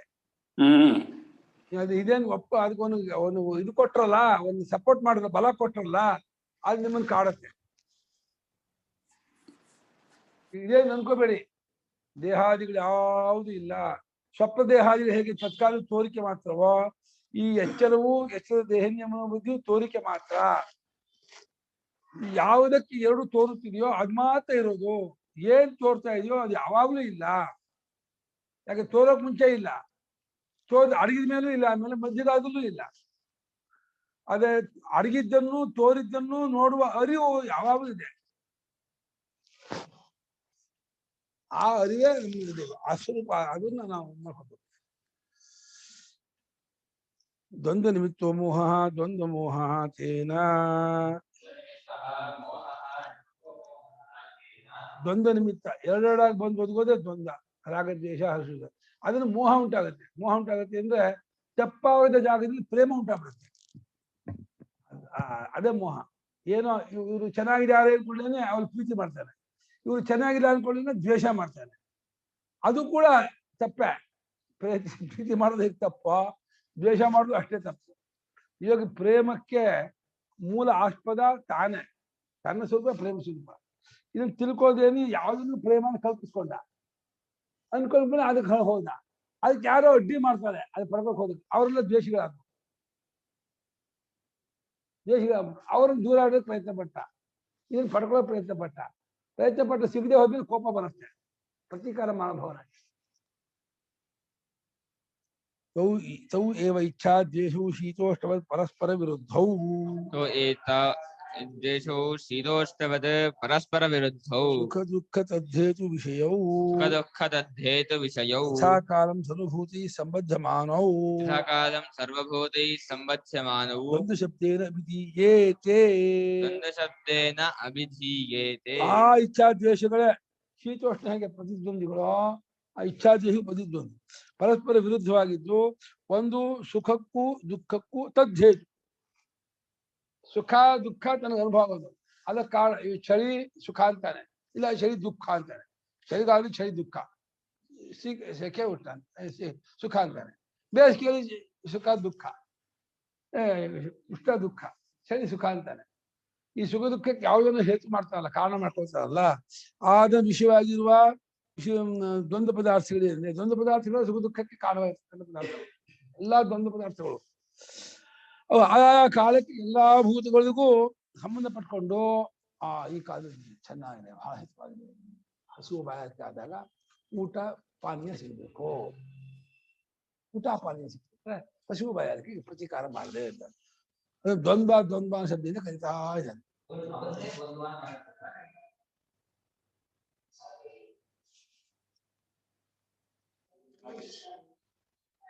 ಮೂಲತಃ ಇಚ್ಛಾದ್ವೇಷವೇ ಕಾರಣ.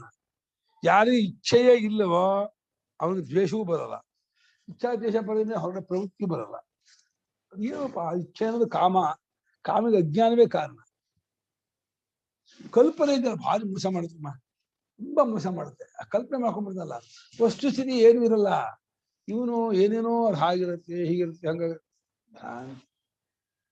ತನ್ನ ಸುಖ ಸ್ವರೂಪವನ್ನೇ ಅಲ್ಲಿ ಪೈಂಟ್ ಮಾಡಿ ಆ ಕಲ್ಪಿಸ್ಕೊಂಡು ಅದು ಹಾಗೆ ಅದು ಬೇಕು ಅನ್ನಿಸ್ಕೊಂಡು ಆ ಸಿಗದೆ ಅಳ್ತಾ ಒದ್ದಾಡ್ತಾ ಅದು ಮಾಡಬಾರ್ದೆಲ್ಲ ಮಾಡಿ ತಪ್ಪು ಮಾಡಿ ಕೊಲೆ ಮಾಡಿ ಅತ್ಯಾಚಾರ ಎಲ್ಲ ಮಾಡಿ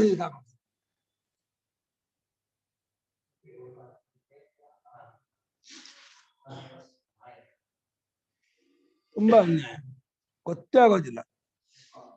ತತ್ರ ಯದಾ ಇಚ್ಛಾದ್ವೇಷವು ಕೈ ಬಾಯ್ತಾ ಆಯ್ತು.